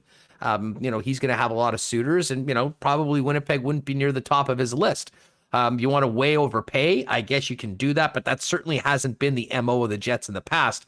But there will need to be some, new blood on that blue line. Some of it could be coming from within with the young players that we've talked about. But it was pretty clear at the end of the season, I think, when you heard from the general manager that they would like to make a move or two to shore up that blue line. Because coming out of the Montreal series, as much as we talked about the lack of scoring from the forward group without Mark Scheifele in the lineup, it was really the series that, a lot of the deficiencies on the Jet blue line were exposed, especially after Dylan DeMello went out in the first shift of game number 1. Yeah, it wasn't ideal, and their defense had trouble moving the puck all season. They don't have a large number of offensive defensemen. You look at a team like Colorado, seems like everyone can move the puck. The Islanders, I mean, these are teams with strong back ends. So I think the Jets need upgrades on a couple spots. Seemed like they had a lot of depth guys, but not a lot of those middle guys, and they definitely didn't have like that top dog like they had when Dustin Byfuglien was here. And I don't want to bring him up because it seems he comes up every show in the chat, but I mean they really miss a guy like that on their team. It makes everyone around elevates every everyone. time Ben Sherratt has a great game. I get at least 3 or 4 texts or tweets saying, "Did Buff screw the Jets?" Yeah. Well, yeah, he did. I mean, I don't know if there's any other way. I mean, you can say he did what he wanted to do. He did his Buff thing, and listen, I know a lot of people are hesitant maybe to criticize him because of just how incredible he was for the Winnipeg Jets, how popular he was. But I mean, there's absolutely no doubt that the timing of what happened with Byfuglien set the team back in a big way. And if it happened earlier or they knew that he wasn't going to play, they probably handle that offseason differently. And maybe the guy that, gets kept the most is Ben Sherratt, because it just seemed like they didn't have the money. And then once Buff was gone, they certainly had the money and they had massive, massive holes on the blue line. Anyways, that's just another chapter of the wild Dustin Byfuglien era here in Winnipeg. Sort of a sad ending, but everyone still loves the guy for what he did on the Jet blue line. I'll say this. I love, it doesn't change that I loved watching him as a player and he did stuff that no one else could do, but I think you do have to acknowledge the sad ending. And I'll move on. There was one thing from Gary Bettman's address that we didn't touch on that people were asking about. And we talked about this last week, gambling, legal in Canada now, the NHL embracing gambling partners. They have a team in Vegas. Someone asked them yesterday if they're going to start becoming more forthcoming about injuries or goalie starts. Because look, we're trying to play fantasy. We're trying to place bets on the games. How can you do that when you don't know?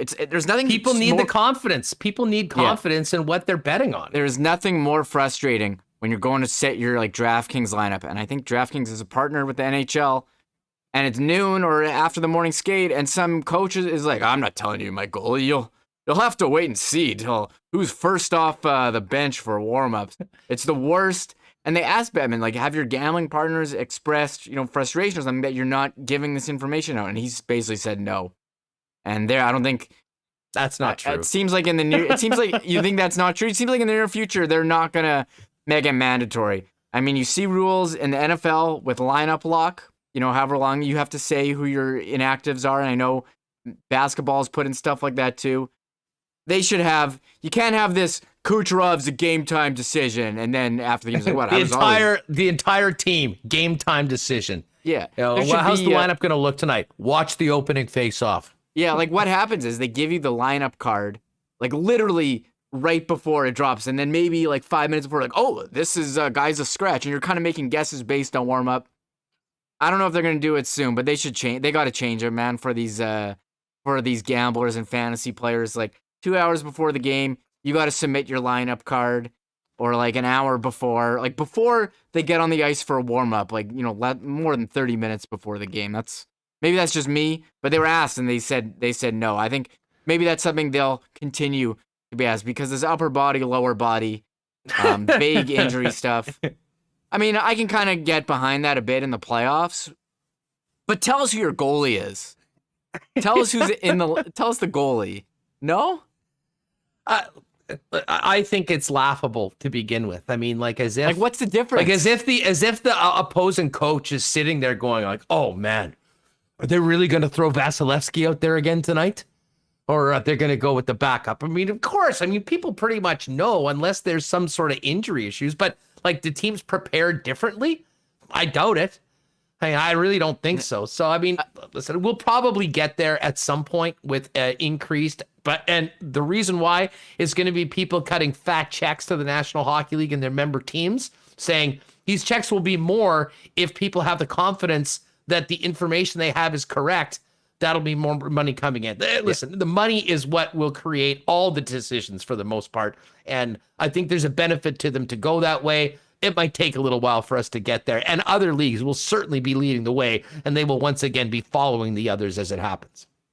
Imagine if like baseball teams like didn't give you their projected starters. Like, oh, you're gonna have to see who throws the warm up out before the game. You're gonna have to wait and see. But no, they give you the rotation. So you know what's amazing? The minute I'm looking at the chat here on YouTube, and the minute we mention Buff, it never fails. Hot takes on all sides about it. I see Larry Bong. He could have done his Buff thing in a more team-friendly way if he had any respect for the Jets org. And then Paris saying, good on Buff. He didn't know us anything. Yeah, listen, I get it. There's two sides to it. I mean, just the way that it happened, it'd be like, if you have any job and you've committed to work for a couple years and you're going into an incredibly important time for your job. I mean, if you just walk away after they expected you to be there, there's going to be an aftermath, and it's going to affect a lot of other people. And it did. I mean, listen, Buff didn't have to play. He didn't. But I don't think there's no way you can debate that didn't have a real negative effect on the Jets, and it would have been less negative. I mean, losing him was the worst part about it all. The timing about it, though, complicated it and made it more difficult to fill the massive shoes both of Bufflin as well as some of the other guys went. So anyways, that's just where I'm at. I mean, it's kind of hard to argue that it wasn't very detrimental. You can say, who cares? He doesn't owe anything to it. And I guess by the books, he doesn't. He didn't get paid. So, I mean, it is very rare you see anybody walk away from that sort of money for whatever reason it was. But I don't think you can debate that it was it had an extremely negative impact on the Jets to the point where we're still talking about filling that spot on the blue line 2 years later. Yeah, I agree. So it definitely was not a great situation, but he did what he thought was best for himself, and maybe he thought he wouldn't be able to, to go. And Paris announcing Andrew Luck in the chat. So I mean, it's definitely happened before. Yeah, like Andrew Luck, absolutely. I mean, that was a disaster for it. I mean, and listen, there's no rules on it. I mean, when you're walking away from the game, you walk away for whatever reason, but it's indisputable that timing of decisions like that can have massive effects on teams. It happened to the Colts. It's a great example. And certainly, I mean, and the thing just about Buff, and this has nothing to do with screwing the team, and the situation that happened. But I mean, just for me, from a fan's perspective, it's maybe the most disappointing thing that's ever happened since the Jets have been here. The way that it ended, because it's not like Buff went anywhere else. I mean, sounds like he's living happily ever after, catching big fish and being with his family and all that. But I really do think that probably the public opinion would be different in a section of Jet fans if he simply said, you know what, I can't do this anymore and I'm going to retire. That's the one thing I never could really wrap my head around as to why it went as sour as it did. And, he left, and then they ended up voiding the contract to potentially make him a free agent and come back. I really hope, and I think everyone hopes, that at some point, either the team, the player, the fans will have closure. We'll get Dustin Byfuglien back, celebrate his incredible career. And who knows, maybe he'll turn into a gregarious media personality. We'll get to the ESPN. We'll get to the ESPN hires. The one guy missing as part of the ESPN panel. He could be the Charles Barkley of hockey. I mean, who would have better takes watching games than Buff? And who would be funnier doing it? I don't think there's anyone. Everyone says that he's the funniest guy in the room. So many of his former teammates that we've talked to. I know he didn't really like doing media. I don't think he was comfortable speaking in front of the microphones, but everyone says that he was the funniest guy. So that ESPN list, we'll get to that. One comment I saw from Tom, we were talking about just fantasy and setting lineups. He says, CFL scratches don't come up to the press box until 30 minutes before kickoff. And as someone who has played CFL fantasy, the worst, and set lineups and be like, well, is this guy playing? Is this guy playing? You got to have plans. And you're like, 30 minutes, not enough time. They got to give these scratches at least a couple hours. I'll tell you what, we're talking about this with the NHL, but watch that change with the CFL. I mean, the CFL desperately wants to get in on some of this gambling revenue. And for football, I mean, we've talked about the example that's sort of set forth by the National Football League with the injury reporting throughout the week, the cutoff time for actives. If the CFL wants to play ball and wants to be a legitimate betting option in the world of sports gambling, both here in Canada and south of the border, they're going to need to follow some of those leads. And I wouldn't be surprised if it starts happening as early as this year, Remis, with what we've heard happening from the Senate with everything getting approved last week. Yeah, I mean, we'll wait and see. I think NFL inactives come out at like 11. They come out at 10 or 11. I forget. They give you time, though, the NFL inactives. They let you know, and then you can kind of do what you need to do. And there's great alerts and all that stuff because, like, every single person is fantasy. It's actually it's the best. Parise. I had a friend trade Breeze for Luck a couple weeks before it happened at our draft. Oh, my God. There was some incredible stories of guys literally acquiring Andrew Luck right around that day, or his Paul's friend or his Maul's friend did. That was some harsh tokes for anyone that was a Luck owner at that point. Just going more to Gary Bettman's comments yesterday, Ken Campbell he's got his Substack now. Check it out. But he was asking him about the officiating. I know there's been a lot of questions about officiating and how the game is different in the playoffs than in the regular season. And Bettman basically said, you know what? It's the players, the ones that are changing the game. It's not the officiating. We have the best officials of any sport ever. And I don't know how you didn't laugh when saying that. And I don't know. He's got to back his guys. He's got to back his guys. Yeah, and I don't think anyone took that comment seriously. So I don't know if the league is even addressing anything. I mean, it would be nice to say, you know what? We're concerned about the different standard. I mean, it's pretty clear to everyone, Huss. There's a different standard in the playoffs and the regular season. The league doesn't seem to care and doesn't seem to have... I think what you take is the league doesn't care and they're not going to address it. So nothing to see here, right? Yeah, apparently. Well, there's something to see here in Winnipeg. There's still a lot of people quite angry as to how they decided to take a stand on one play and let everything else go the way that they have. Play. Like the one play that I don't think, it's Mark Scheifele, again, didn't have... We don't need to revisit this, but we're going to. Didn't have a malicious intent. So many other intent to injure style plays that we've seen get nothing, and I think it's really sad. And I'm not saying it's not a suspension, but just apply the standard consistently, and that is clearly not being done. BA, get Carrie Fraser on here to discuss. We may have to do that. Get Carrie on the program. He's always a great guy to talk about officiating. Ooh, Wrench Doozer dropping this one. Serena Williams out in the first round of Wimbledon. Injury in the first set. That will shake things up. I believe she was the betting favorite, or right there with Ashley Barty to win the tournament.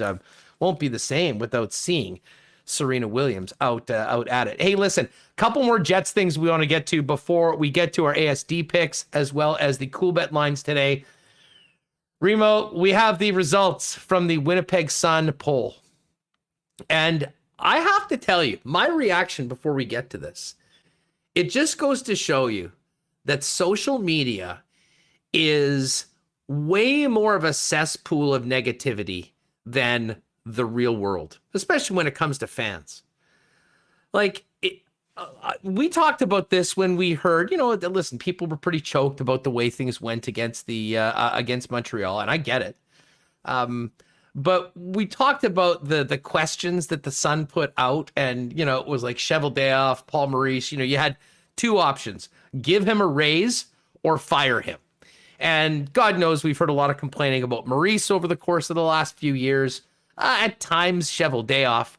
But Remo, considering the way the questions were posed and when this was coming out, I thought that, you'd have high majorities wanting to fire everyone because their only other option was giving them a raise.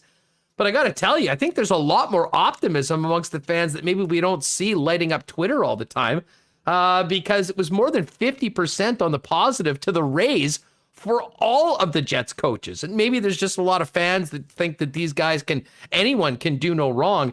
But I will be honest, we talked about it. The way the questions are posed, I thought it was going to be incredibly negative. And to be honest, the results were the exact opposite. Yeah, and I think we've kind of seen that before, where you see on Twitter's, that seems to be a consensus opinion. And then on the real world, which is not on Twitter, it is not that way. And maybe the best example was the 2016 presidential election in the United States. Great point. But as far as this Jets survey, I mean, we had kind of had fun, and it seems like a lot of people, 56%, they still have hope the Jets are a team that's a few tweaks away from being a contender. And I kind of enjoyed that Winnipeg Sun poll. I mean, some of those questions were phrased interestingly, but I think it does give maybe a pulse on what the fans think. Yeah, absolutely. And I mean, again, we sort of had some fun with the fact that the options were give these guys a raise or fire them. And I was wanting to see what came out, but 63% are giving Chevy a raise, 56 to Maurice, 53 to Huddy, 86.2 to Dave Lowry. By far, he hasn't been here long enough for people to get all over him. So he's got an 80% approval rating. Jamie Compon, 61, Wade Flaherty, 75. So anyways, those are all there, fun, but all relatively positive numbers considering the way things. Here's a really interesting one, Reem. Did the Jets' 4-game sweep of the Oilers make you consider 2021 to be a successful season, even though they got swept themselves in the second round? And of 4,000 respondents, this is basically a pick'em. 49.8 for yes, 50.2 for no. And I'll say this, I think if you told people mid-season or in the playoffs that the Jets would sweep in the first round and get bounced in round 2, maybe not mentioning the sweep, I think the vast majority of fans would have taken that. But again, after you get it done, and then the recency bias of the disappointment of the Montreal series has sort of made this a bit of a 50-50 proposition. Yeah, you know what? I think they made the playoffs, which we expected them to do, at least you and I did, and they won a round. That's good. But I think the disappointing part is just the performance, and I think the inconsistent play. And maybe that's a personnel issue. Maybe it's a coaching issue. I don't know. But I think it's pretty clear that they need some upgrades on defense, and it's going to be up to GM to do that this upcoming offseason. And, I mean, is there that top dog out there? You're going to have to get a bunch of, mid guys. I mean, is there like a Joel Edmondson type of move that they can get, or a Ben Sherratt type of player? I mean, you look at the free agents, it's not exactly a who's who of names. I know they had looked at Alexiak at the trade deadline. I mean, is he a guy you try to bring in? I don't. Again, I have no idea. Well, I would try and bring Jamie Alexiak in. I mean, he could definitely fit in on the blue line. It's interesting. I mean, just to show you. I mean, we've been talking about this Jet blue line and what they look like without Dylan DeMello. And then you look at what John Cooper's throwing out there in Tampa. I mean, you got a third pairing, a David Savard, Mikhail Sergachev. But Savard's a perfect example of one of the ways that they're $18 million over the cap.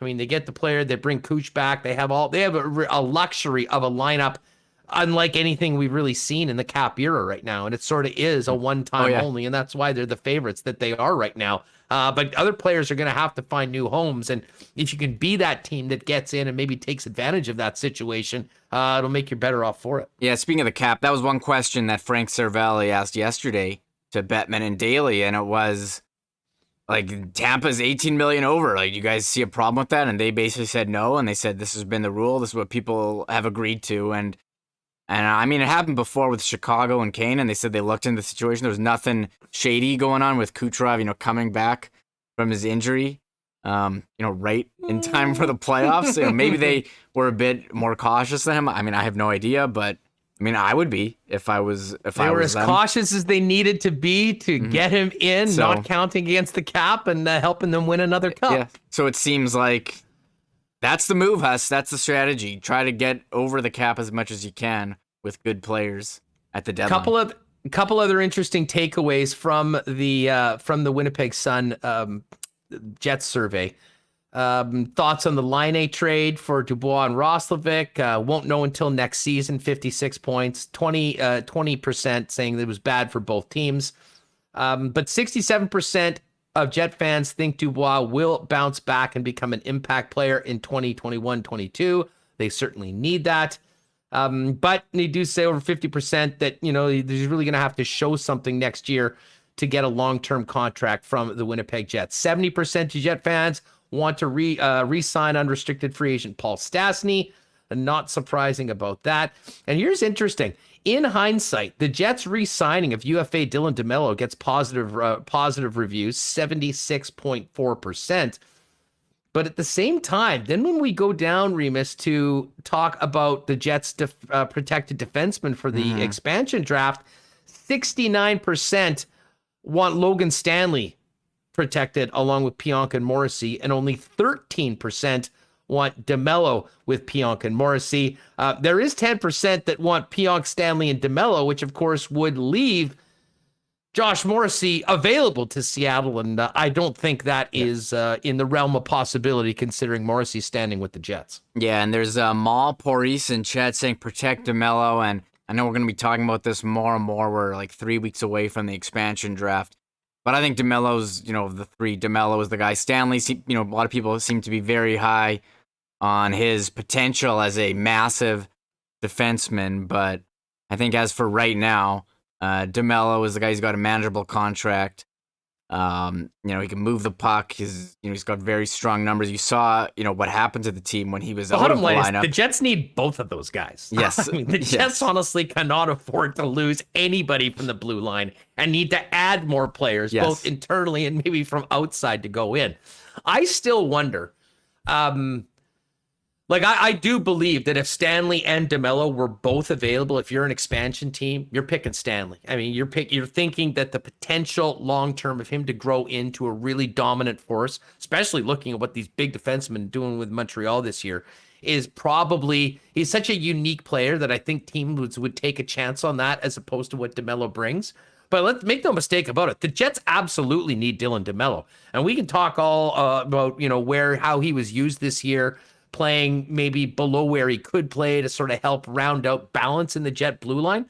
But we saw how good he was with Morrissey in the first round against Edmonton. And we saw how discombobulated everything looked without DeMello in the second round against Montreal. So I certainly have a lot of time for that argument going forward. But I guess my big question is, if you are Seattle and either of those guys are available, I still think Stanley gets picked just because the unicorn nature of the player. I think they would think that there's potential to do that. But honestly, Remis, certainly when you want to talk bang for the buck, maybe the most attractive member of the Jets is Mason Appleton. From what I've seen from mock drafts, people who are doing this stuff, there's not a ton of forward depth compared to defense. Maybe because you have to, you can't protect as many defensemen, like 3 on a team. But Mason Appleton, he's proven that he's a capable NHL player. He can kill penalties. I think he can play power play. He did a bit here when guys were injured.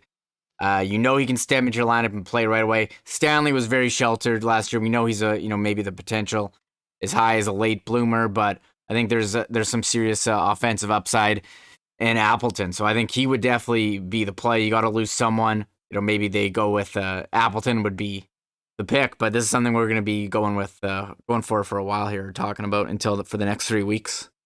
All right, we got to get to a few things before the end of the program. Can't tell you that Ukraine not weak, and Ukraine up 1-0 on Sweden right now, 36 minutes into the final game of the round of 16 over the Euro. England with the big win, 2-0 over Germany earlier today. Other matchups set: Switzerland, Spain, Belgium, Italy, and the Czech Republic and Denmark. 2 games going on Friday. It looks like 2 will be going on Saturday. Be a great final 8 in the Euro. Just waiting for that final team. And right now, the Ukrainians have 1 goal up on the Swedes. All right, NHL odds. Tomorrow's game, Tampa Bay -204. Habs +178. And the series price right now, kind of surprised it's not more. -625 for Tampa, and the Habs +450. You can still get right now total games under 5.5 at -118 after they won last night. NBA got a couple games tonight. It's the Bucks and Hawks. Bucks 7-point dogs at home to Milwaukee. Bucks -256 to win on the road on the money line. And the Clippers avoided elimination last night. Big win on the road. They're back at home, and they're 1-point underdogs. Just about a pick 'em on the money line. -109 for Phoenix, -106 for the Clippers, and that game is tomorrow night.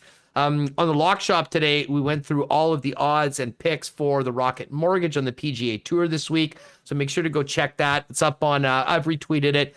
Pal Dustin Nielsen has it all on his Twitter. But if you're listening on podcast, just pop anywhere, put in the Lock Shop, and you can get that. We do new episodes on Tuesdays and on Fridays. And just interesting, I thought I'd take a look. NBA championship odds right now, Reem. The Milwaukee Bucks are the favorite to win the championship at -118.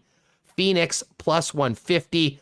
Clippers +850. And the Hawks 21-1. Heavy underdogs at home tonight.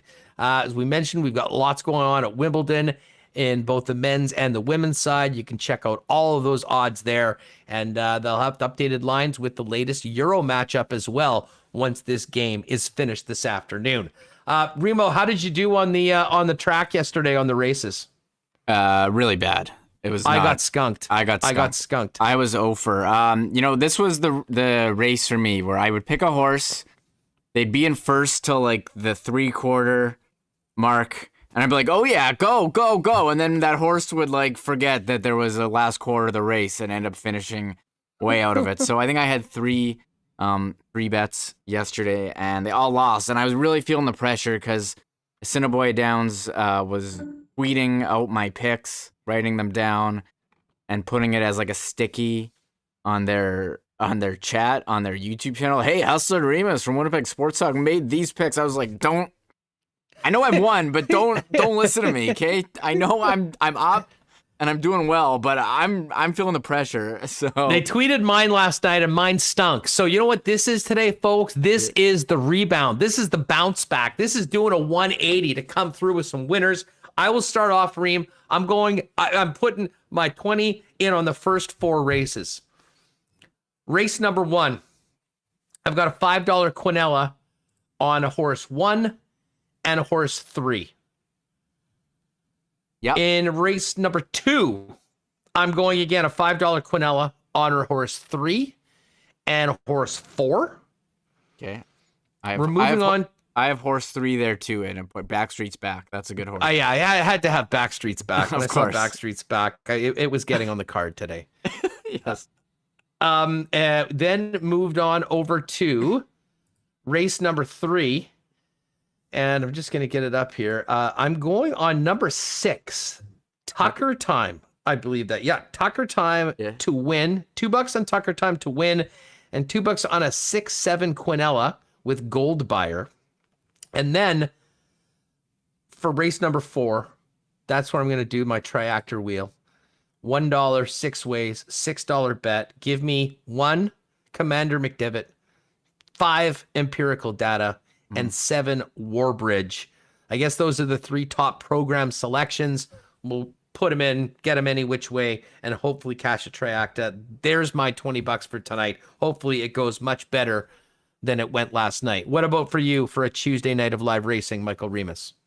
Oh, I'm just responding to Wrench Duder in chat. He says, what's a Quinella? They have to finish 1 or 2 in any order. So if you think you know who the top 2 horses are and you can't predict what the picks are, you go with a Quinella. So here's my picks. Hey, just quickly, Mitch. Yeah. Mitch is saying I had a pretty good night at ASD last night. Well, give us some picks. Yeah, give us some tips right now, Mitch. We're listen, Remis doesn't need anyone, but I do right now. Yeah. Okay, Reem, what are your picks without any tips? Race 2. I'm going Backstreet's Back number 3, as I think Malparis rates in chat. Everybody with the music. He's singing in chat. So we're going Backstreet's Back. I have Backstreet's Back to show. That's got to finish 3rd. Race 3. I am going with an Exacta 2-5. So Real Grace and then In the Deep. So I am actually, I think you had Tucker Time and Gold Buyer. I'm going a different way. I'm going Real Grace and In the Deep, going 2-5. Those are the program selections. And this is the last one. I got a Quinella, race 6. So that's finished 1st and 2nd in any order. Horse 3, Real Good Deal, and horse 9, 2 Steps Faster.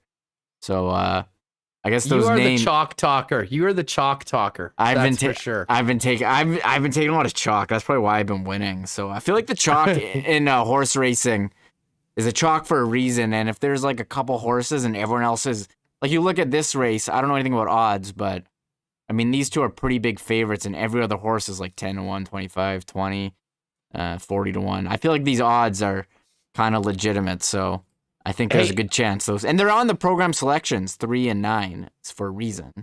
They are. Hey, Tom Halleck, who's all over the track as well. Yeah, he knows more than Pizarro is off her mounts tonight. Was injured last night.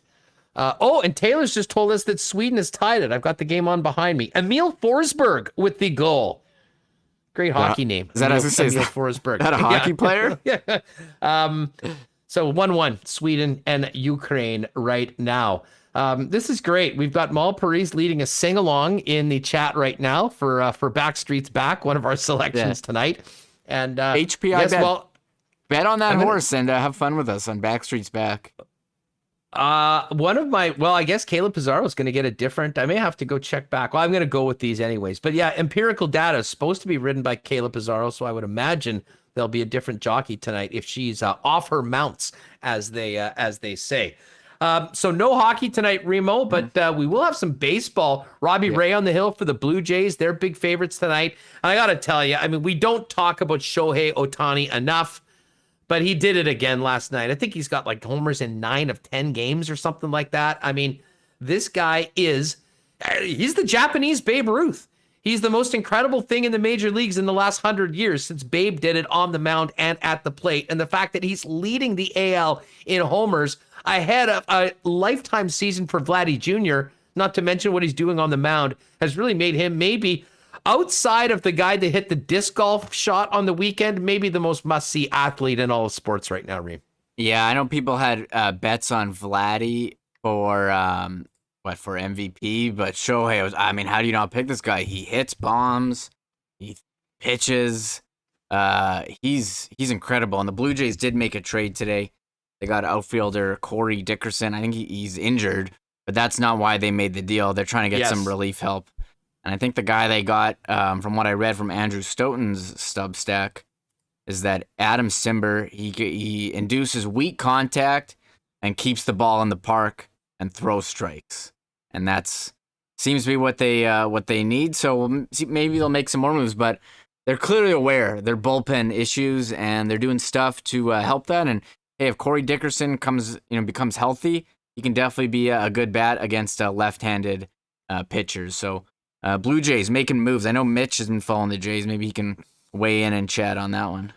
This is the trade. Dickerson in the outfield and right-handed reliever Adam Simber from the Marlins in exchange for Joe Panik and an unnamed pitching prospect. I don't think this is the last deal that Mark Shapiro and the gang will be making, because the Jays certainly do need help, but they do have the core of a successful team, Raymond. We talked about their schedule. I mean, they're getting a lot of patsies right now. They're just playing the Orioles. Now they've ut the Mariners. This is the time for them to make up some ground. And so far, so good, as they've been on a pretty good run after a tough, self-inflicted run of some stinky play a couple weeks ago. They're back on track and winning more than they're losing.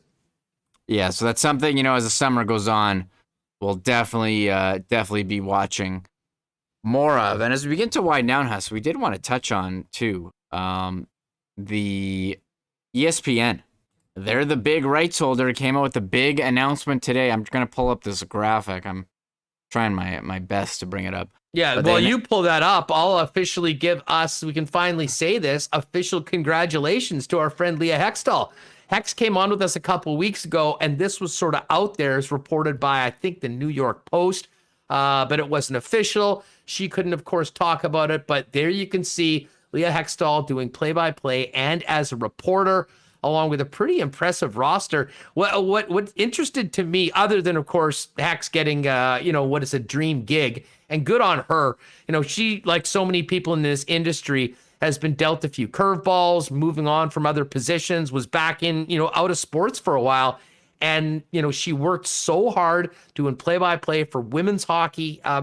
It's a great, great story. So happy for Leah to get that gig, and we'll get her back on very soon. But the analysts are interesting, Reem. Mark Messier's there, Chris Chelios as well. As I said, the one guy that they really are missing, and I don't know who could ever get him to do it, but if there was a Buff cast where they could get Buff in the booth or Buff doing some panel work, that truly is what this league needs, and ESPN needs to take it over the top, but I don't think he's in for it. So unfortunately, that will just be a dream here on Winnipeg Sports Talk Daily. Yeah, a couple new. Rick DiPietro, I know he was on ESPN Radio in New York before, so he's now an analyst. Ryan Callahan out of retirement. I think it's pretty cool to see Mark Messier, Chris Chelios, and I know TNT has brought on Gretzky. So you're seeing some of these superstars, and we've really only seen Mark Messier lately in those commercials with Stone Cold Steve Austin. So I'm excited to see him. And those are the best, by the way. For Tide. Messier. The Tide call center. But Ray Ferraro, I think was the name, Canadians are going to recognize. We've seen him on TSN. Seems like he's kind of scaling back us. He did those hits on Overdrive basically every day. Did radio hits on every TSN, including with us. He's not doing those anymore. The only work he's doing for TSN now will be Leafs. He tweeted out Leafs on TSN and the World Juniors still. So that's Ray. Sean McDonough, I think he's going to be the lead play-by-play guy, like their top guy. Which is amazing. He hasn't done hockey since '98, but he was Monday Night Football. He's a very, very established, one of the great broadcasters. And the other thing that's awesome, and we've seen this change over the last few years from an entirely male-dominated broadcast team in most cases, some pretty incredible women and some of the all-time greats in the game. Hillary Knight, working with the ESPN crew. Of course, Cassie Campbell-Pascal, who we've seen on Sportsnet quite a bit. And AJ Mileska. AJ honestly has turned into one of the, coming out, Kendall Coyne-Schofield did a great job, but AJ has turned into, really one of the most exciting young broadcasters in the game, and no surprise that she'll have a pretty significant role with ESPN going forward. Yeah, and we're going to see these guys in action. ESPN producing the expansion draft, with Sportsnet and the NHL. So, this is happening right away. And I saw a tweet from Andy McNeil, Digital Gambler, on Twitter, and he was like, it's nice to see some stars like Messier and Chelios, because it seems like a lot of the broadcast positions have been like tough guys. And you don't see too many, a lot of the stars like Sakic, Yzerman, Ron Francis, all these guys are working in front office, Shanahan in front office. You don't see too many stars on TV. And so these are some real legends here in Chelios and Messier. And I think it'll maybe bring people, because you see, the NBA broadcasts, they got Shaq, Barkley, all these, all-time stars. Oh, the TNT Hoops panel is simply the best. Who is that? Ernie Johnson, who sort of, controls the ringmaster of the circus there, doing a great job. And Kenny Smith's great. But listen, I think Chelios will probably be good. Probably. Yeah, I like Chelios. He was on, we had him on when his book came out, and he's a good, I know his book is really good. I read it. He's, got a lot of famous friends. He's talking about partying with like Kid Rock. And I remember he was really entertaining. So if he can bring some of that to ESPN, I think that'll be good. And he, of course, played how many games? He played for over 20 years. Guy's a legend. Yeah, won Stanley Cups. So much. Well, and Messier as well. one of the great captains. All those cups, a pretty big profile, certainly from his time winning in 94 and the commercials. With the Rangers. Well, yes, and of course the commercials. Messier. But again, you like, it's one thing to be known, and it's another thing to be good and actually do the job. And I think, the jury will be out. We'll see how this goes. But to me, the biggest question mark in all of this going into the new deals next year is Gretzky for TNT. Mm-hmm. I don't know about you, but I don't expect Gretzky to be good. When was the last time Gretzky had a strong opinion on anything? I don't know. I can't remember. And listen, I hope he treats it a lot more seriously than he did becoming a head coach in the NHL, because we all remember how that went in Arizona. He wasn't committed, wasn't out there for practices and whatnot. If he just shows up and thinks, hey, I'm Wayne Gretzky and everything I say is gospel, it's not going to make the broadcast good. So to me, that's what I'm most interested in. Hopefully he's going to be amazing. But I haven't seen anything in the past that would indicate that, other than being the greatest player of all time, that he'll be an amazing addition to a studio crew. He'll certainly get some eyeballs on it. He's one of the people that Americans will know. But again, is he going to get them coming back night after night to watch NHL and hear his takes on the panel? I think those are all valid questions. I know he did some specials with ESPN. It was like Detail Through the Mind of Wayne Gretzky, where he, went over some of his past plays, I think, and broke it down. But, we don't know I think it's a big unknown. You don't know if he's going to be good, if he's going to offer a strong opinion. I do think, Chelios would be that, and, Messier, again, kind of unsure, but, Kevin Weeks, brings a great opinion. Ray Ferraro. Weeks is awesome. Weeks is one awesome. of the best. Yeah. So, and of course, shout out to former guest of this show, Greg Wyshynski and Emily Kaplan, who have always done great work reporting, and you heard them in the press conference with Gary Bettman yesterday. So I think it's kind of exciting. I think it definitely brings NHL to a higher profile being on ESPN. And, well, it's better than NBC right now, because as we talked about earlier this week, they are mailing it in so hard right now with this Cup final and their broadcast, knowing that they're losing the rights at the end of here. Mm-hmm. Not really the way the NHL, I think, wanted to see things go, but hey, it is what it is. The exciting new TV deals and some pretty exciting new members of the panels, but mainly big shout out to our girl Hex for getting that dream job with ESPN going forward.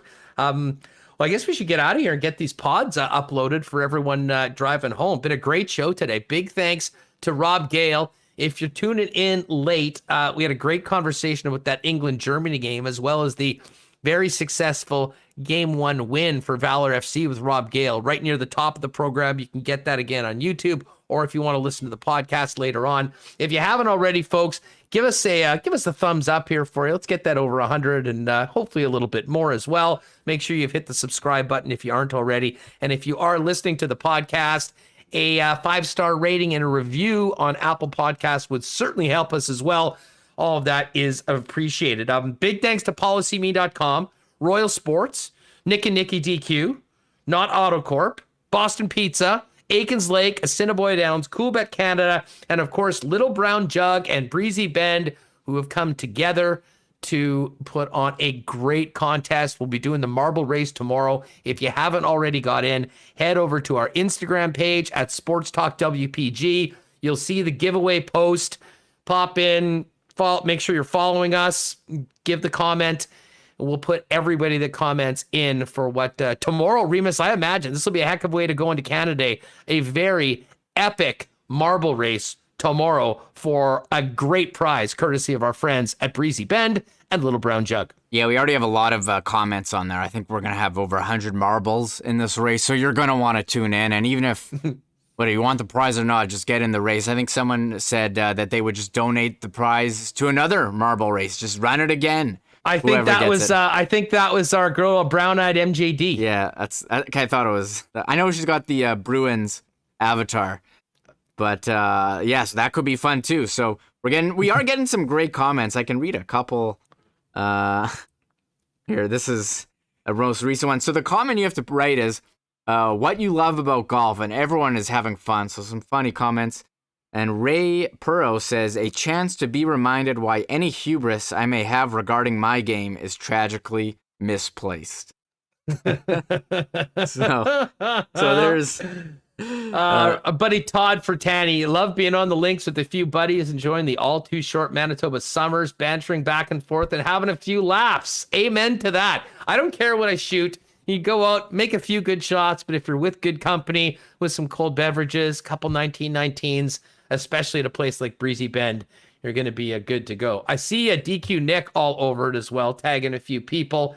Just Torian's mom. I just like getting out of the house and together and enjoy nature's beauty. This is the best one from Trevor Brazillo. I mentioned this. Love being outside and spending time with my son. He's got some hard lessons to learn in life, and golf will make him learn pain. Yes. Oh, that's some good stuff. So anyways, get over there, folks, right now. Make sure you're in on it for tomorrow. We'll do that at the end of tomorrow's show. And if you don't win this one, we've got another one to give away going into August long weekend. And of course, don't forget, if you're thinking about a great home for you and the family golfing next year, you can get on that waiting list out at Breezy Bend or give Corey Johnson a call and make arrangements to do exactly that. And whether you're at Breezy Bend or anywhere out on the links, make sure you got a couple cold ones. Those 1919s sure go well with birdies and banter out on the course. All right, that's going to do it for us. We'll get these pods uploaded. We'll be back tomorrow. Big show.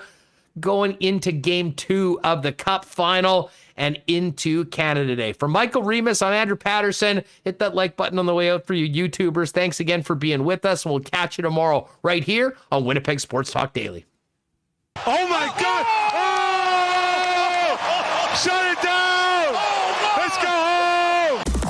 Thanks for tuning in to Winnipeg Sports Talk Daily. Make sure to subscribe on YouTube and your favorite podcast feed at winnipegsportstalk.com.